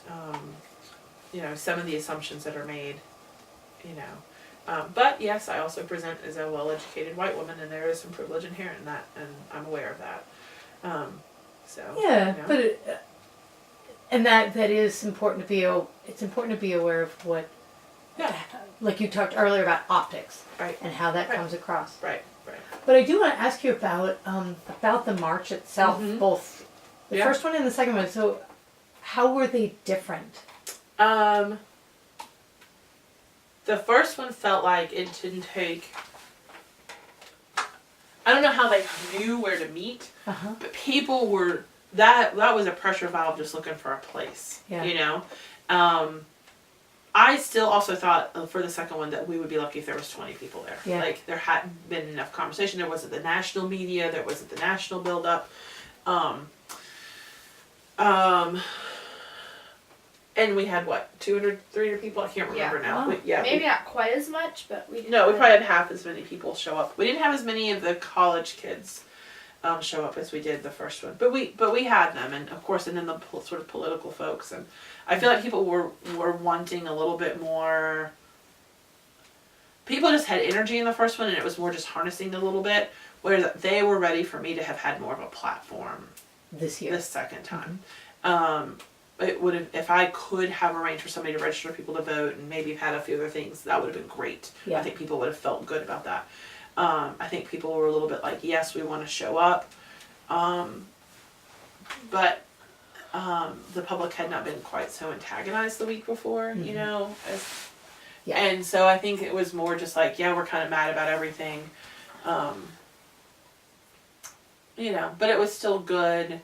I still think it's important for people to show up and express opposition, So it was good. It was good to be able to talk about the number of women who are running. And we have a particularly heavy female local ballot. Yeah. And then, obviously in the state of Georgia we have an interesting conversation about all that. So I did put a fair bit more emphasis on how important it is to register to vote. For people to get involved in everything from how can you be an election volunteer to how can you work within your local party? How does all of this work? So kind of encouraging again, sort of more that civic component as well, and just how important it is to remind people to vote this next time around.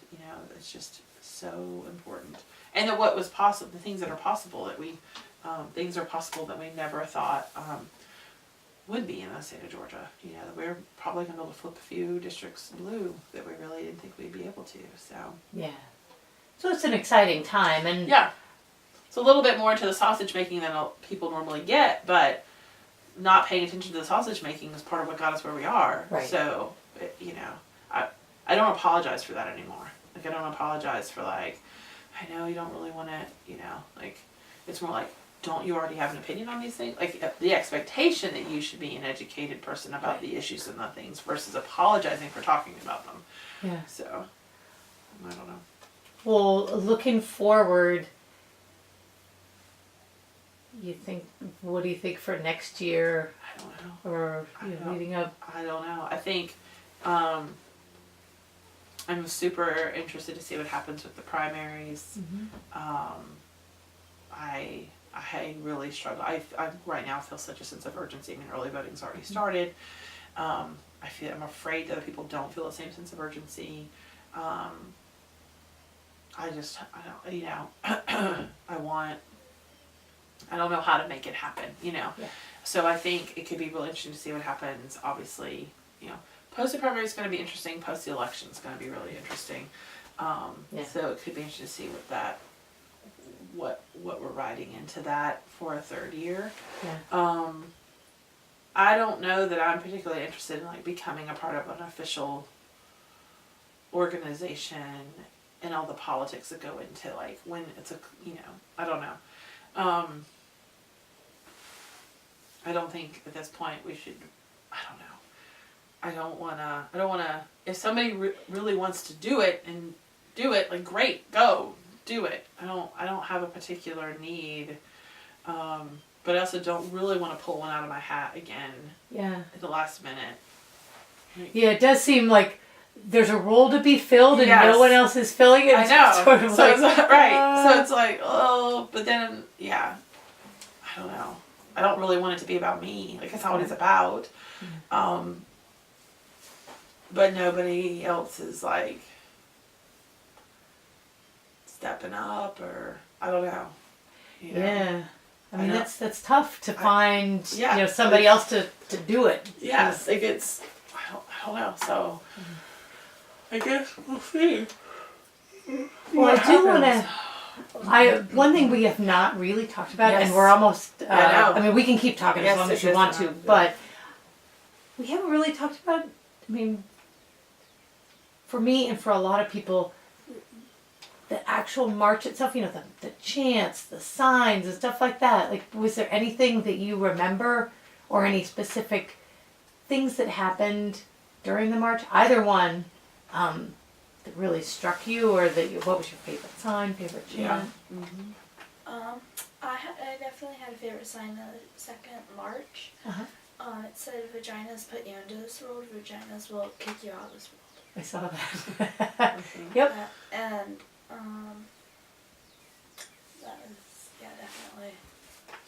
I at first was not in love with the pussy hat thing.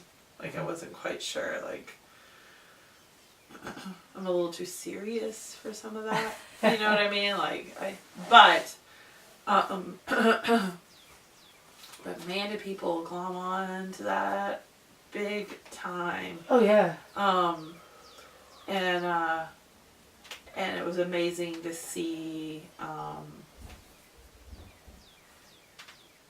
just to see them everywhere, and they continue to be, so that feeling of like, a piece of sort of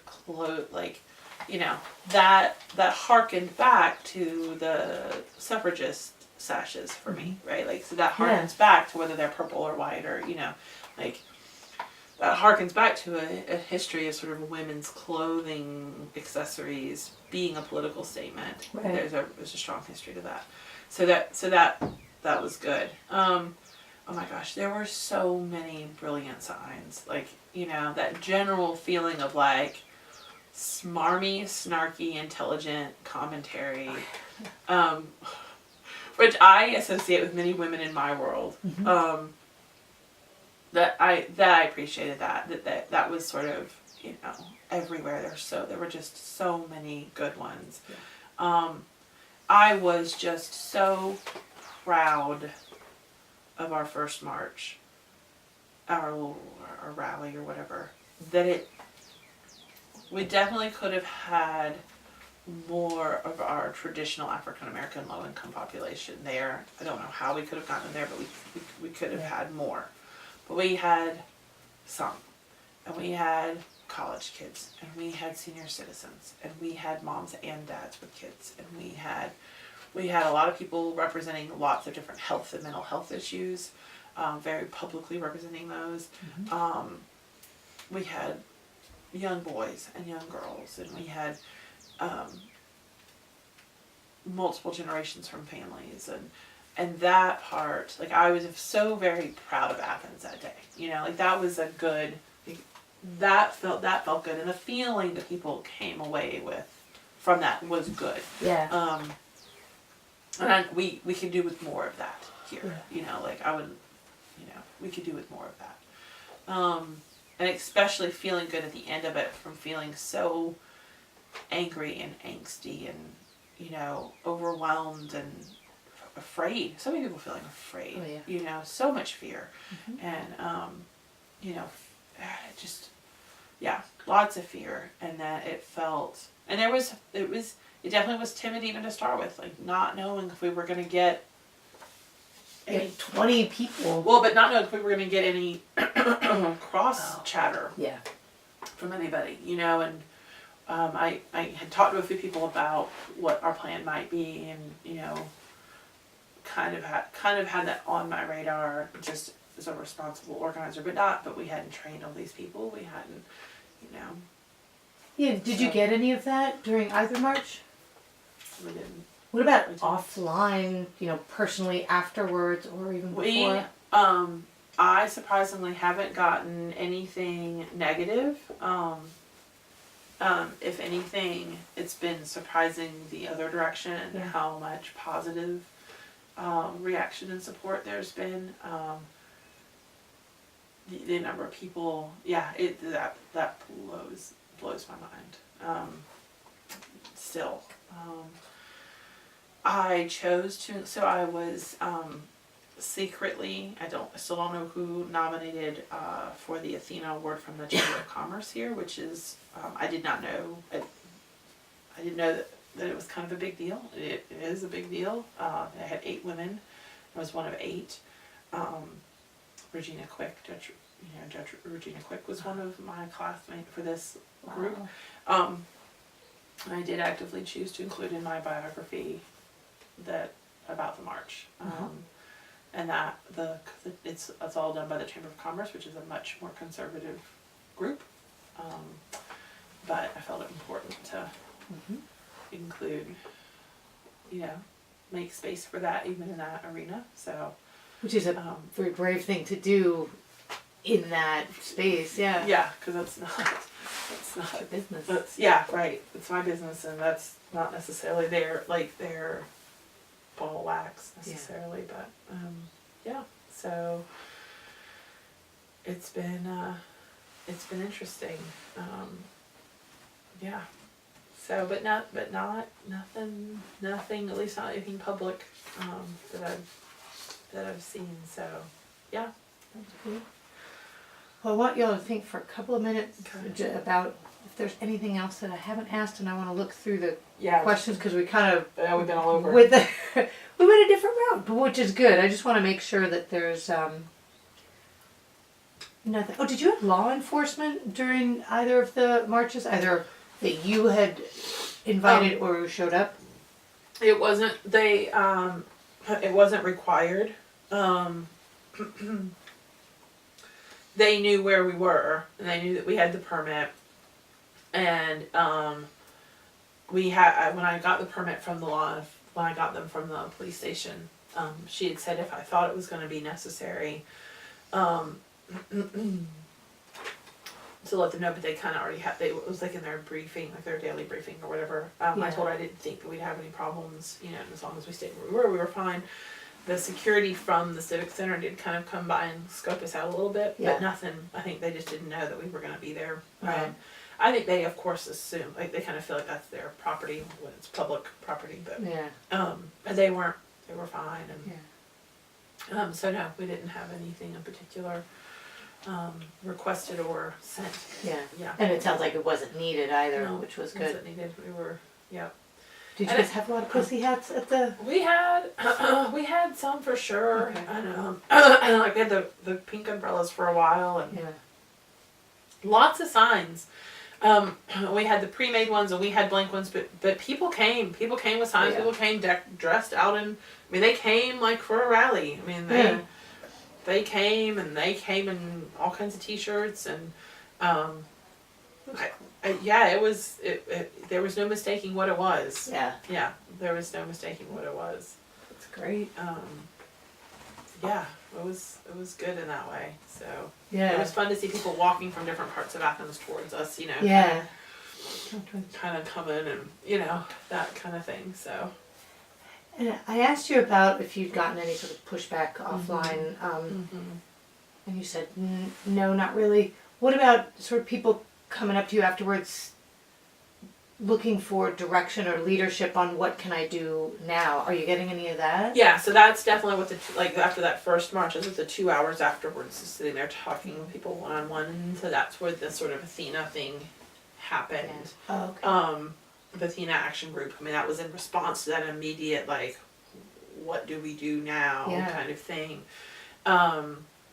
And yeah, I mean, definitely those conversations with, with Chalice and about the campaigns and, who else should run and how, like some of that kind of stuff and just what can we do and how are we being supportive and,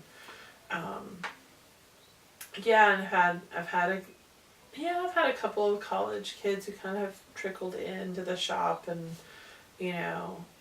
we've had some of that, but most of that has gotten funneled through that Athena Action Group. Like it kind of quickly made an easy outlet for that kind of things. Or somebody, we've had a few people say like, okay, I'm feeling particularly overwhelmed. Who's got something I can do? Like who's got like who knows of something coming up? Or we've done some refugee clothing drives and we've done had some of that. I do a lot of work. There's a women and children's shelter kind of across from the shop, and I funnel a lot of work their way. A lot of service work gets done with them, and so my general reaction is, are you registered to vote? Is everybody registered to vote? Yeah. Do you know when the elections are? Yeah. Kind of start there. Yeah, and the fact that you very quickly established this thing that it's no longer, they don't have to come to you. Right. Like it can be an external thing, which is right. That's a pro move. This social media, man, makes it so easy. Oh yeah. It's a whole different ball game doing that stuff. Emma, do you have any idea how impressive your mother is? Yeah, I tell her. Yeah, she does tell me a lot. And you do things, right? Like we went. What did we go and do last weekend? Last Sunday? We went and knocked on doors for Miss Melissa Link. Who's running? What is she? She's running for, actually don't know. You don't remember City Commissioner? Oh. Yeah. City Commissioner for District 3 City Commissioner. So we went and knocked on doors. You went about campus an hour. Yeah, and we taught another person how to do it too. Yep. Right. Very cool. And you like that? Like doing that? Yeah. Yeah, what's been your favorite part of sort of this whole experience since the election? I don't really have a favorite. You don't? I thought you loved the rally day. I did enjoy the rallies, but it's all... It's all just normal now? Yeah. Yeah. Yeah. This is what democracy looks like. Yeah. Yeah. That's right. Yeah. Do you think you'll ever run for office? No. Really? Why not? No. I would just like my general dreams are either to become like a police officer and like show that that police officers could be trusted, or be an animal police officer, which is basically these people, they go into these houses. I've actually seen it on like Animal Planet. They found like one dead dog and one that was almost dead but got revived. Like they go in like from the brink of death. I've seen that show. Yeah. And she likes some of that. So you've got the strong sense of justice and injustice that runs in your family. Very That's good. much so. Yeah. And you like to do some artwork stuff too, though. Yeah. Really? The other day, so I do art classes. Uh-huh. So the last one, like the last one that I did, so I haven't seen this show, but it's called Stranger Things, Oh yeah. and so apparently there's like this our world and then like the upside down world. Alternate, right? The- Yeah. So we basically did that. We painted one side like our real world, Uh-huh. and then the other world. So like I made like this black void Uh-huh. like between that like separates the two worlds, and so like I just painted like a little city. On the other side I had like female naked giants. Oh, cool. So it's basically this peaceful meditation land where basically women naked giants like roam. That sounds sounds like a better world than this one sometimes. That was her. Right. So that was her like sort of cityscapes, big cities, black void, and then sort of yes. And then I just painted this giant free spirits. I just painted this like giant woman there that's naked. Nice. Hey, there you go. Yeah, but you like to make, like, she makes a fair bit of sort of political Art. poster, political art Yeah. posters. It kind of seems to be more her. Yeah, Her this bag. so with the first like the rally that my mom did, I wanted to do the microphone, but I wasn't sure if I was like brave enough to do that. Yeah. But then the Yeah. second rally, I did it like 5 different times. I just like had it, so I wanted to like keep it in my hand, and so that was. What did you definitely say? fun. I think the chant "Show me what democracy." Yep. What democracy looks like. One of my favorite chants, it was, I can't remember all the exact words, but one of them was, we have to kick Trump out of office. Uh-huh. We're gonna like basically like, get Trump out. Yeah. And so that was, I didn't chant that one, but the one One next of to me your did. favorite, Yeah. Yeah, there was when we worked, there was a lot of hey, hey, ho, ho, Yeah. Trump and Pence must go. Yep. Yeah, that's what it was. Yeah, I like that one. Yep. Yeah. It was a fair bit of that. Yep. Good for you for taking the microphone and, I mean, it's Yeah. making your voice heard. That's a Yeah. really Yeah. scary thing to do. Yeah, but everybody chanted along with me, so that was definitely fun. Yep. I was pretty fired up. Yeah. yeah. Yeah. Pretty Yeah. fired up. Definitely makes you feel better that there are other people Yeah. supporting you Right. Yeah. when you get up and do that. But you know, like now you're ready. Like when you're a rally, you're like, you know what kind of Yeah. magic markers, which poster paper do we like, if you can, Yeah. Yeah. Yeah. you know the stuff to get. Yeah, it's not quite as intimidating the second and third Yes. time around. Yeah, right. so are we gonna do like a third rally I this don't year? know. Like a third anniversary? Well, much like her mother. So my first rally was when I was a babe in arms for an environmental yeah. thing. And when Emma was not even a year old yet, the Sierra Club, this was when Kathleen Sebelius was still governor of Kansas, was organizing a day. It was kind of in conjunction with the federal renewable energy tax credits, which were helping push forward wind energy in the state of Kansas for sure. Remember that? So- Part of a lot of things. But there were a few other things going on, but there were some state level actions that could be taken and some extensions that could be done at the local or state level. And so a bunch of us went up to meet with folks, and they had asked for the governor to come down and speak to us, and so we weren't sure, but we had enough group show up, large enough group that she came down the stairwell and met with us, and I had taken Emma and a few other people. We had a very active, very socially active pastor from a Mennonite church in our community, and he and his wife had gone, and actually Tracy, her dad, Works on wind turbines. well, he does now. He didn't then, but he went with us. So it was, all of us went. But I had been hauling her around all day, talking. We'd gone and talked to. And how old was she? She was not a year old at Okay. all. Like, I was really just a babe. yeah, I cannot remember. Maybe 8 months old. Yeah. Anyway, I'd gotten quite tired, and so most of the crowd was down here. There were a few chairs up the side, and I had just finally asked somebody, like, can I please have a seat with this baby? And so he sat down. So then Governor Sebelius comes down, and they set up a mic, And so now I'm not so much in the crowd. I'm sort of up this edge. And in the middle of her kind of address to all of us, I mean, there's probably a couple hundred activists there. She turns to Emma and kind of takes her for a minute and talks about her. Like, Whoa. and I was like, so then we end up in like the Sierra Club newsletter, like they're big. I'm just like, oh, I'm a famous dude. Yeah, they were like, yeah, the future of Kansas, I don't know, it was some headline, and I was like, oh my god. Emma's first, yes. Emma's famous first baby. protest, she gets referred to by the governor of Kansas. Yeah, there's no turning back then. Political, I know, you're set now, girl. Yeah. I'm stuck with it. Yep, you have to move forward from here on out, kid. I can't go back now. The governor's the tagged governor. Yeah, I'm branded.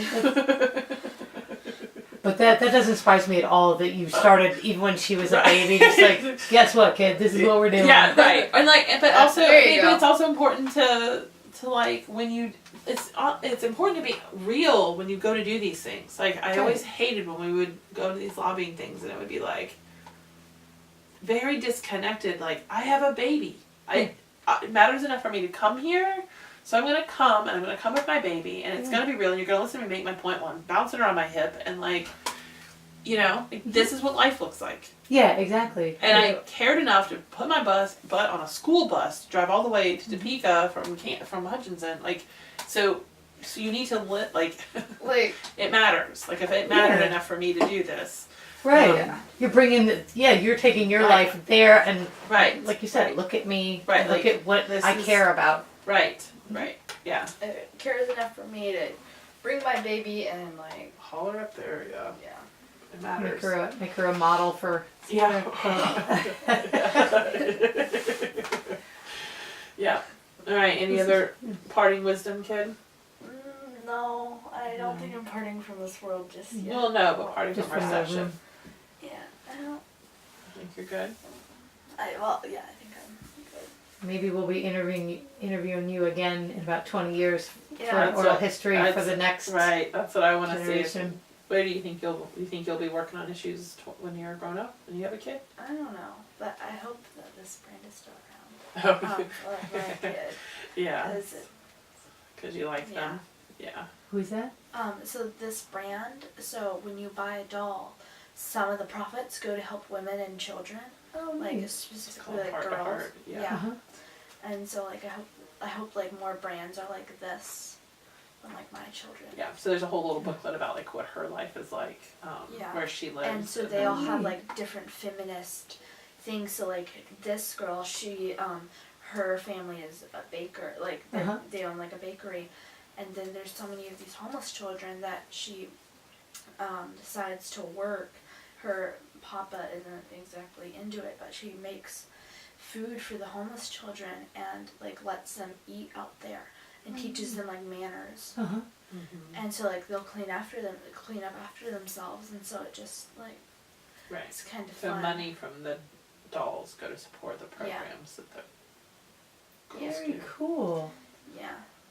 But So I have another one, and her name's Tippy. And Tippy's there's- from. Do you remember where Tippy's from? I So Consuelo's Mexican and Tippy's Laotian. and then they have some other They have a dolls. Romanian girl. And Yeah. yeah. Like I Irish think an girl. Indian girl. They go from India. Yeah.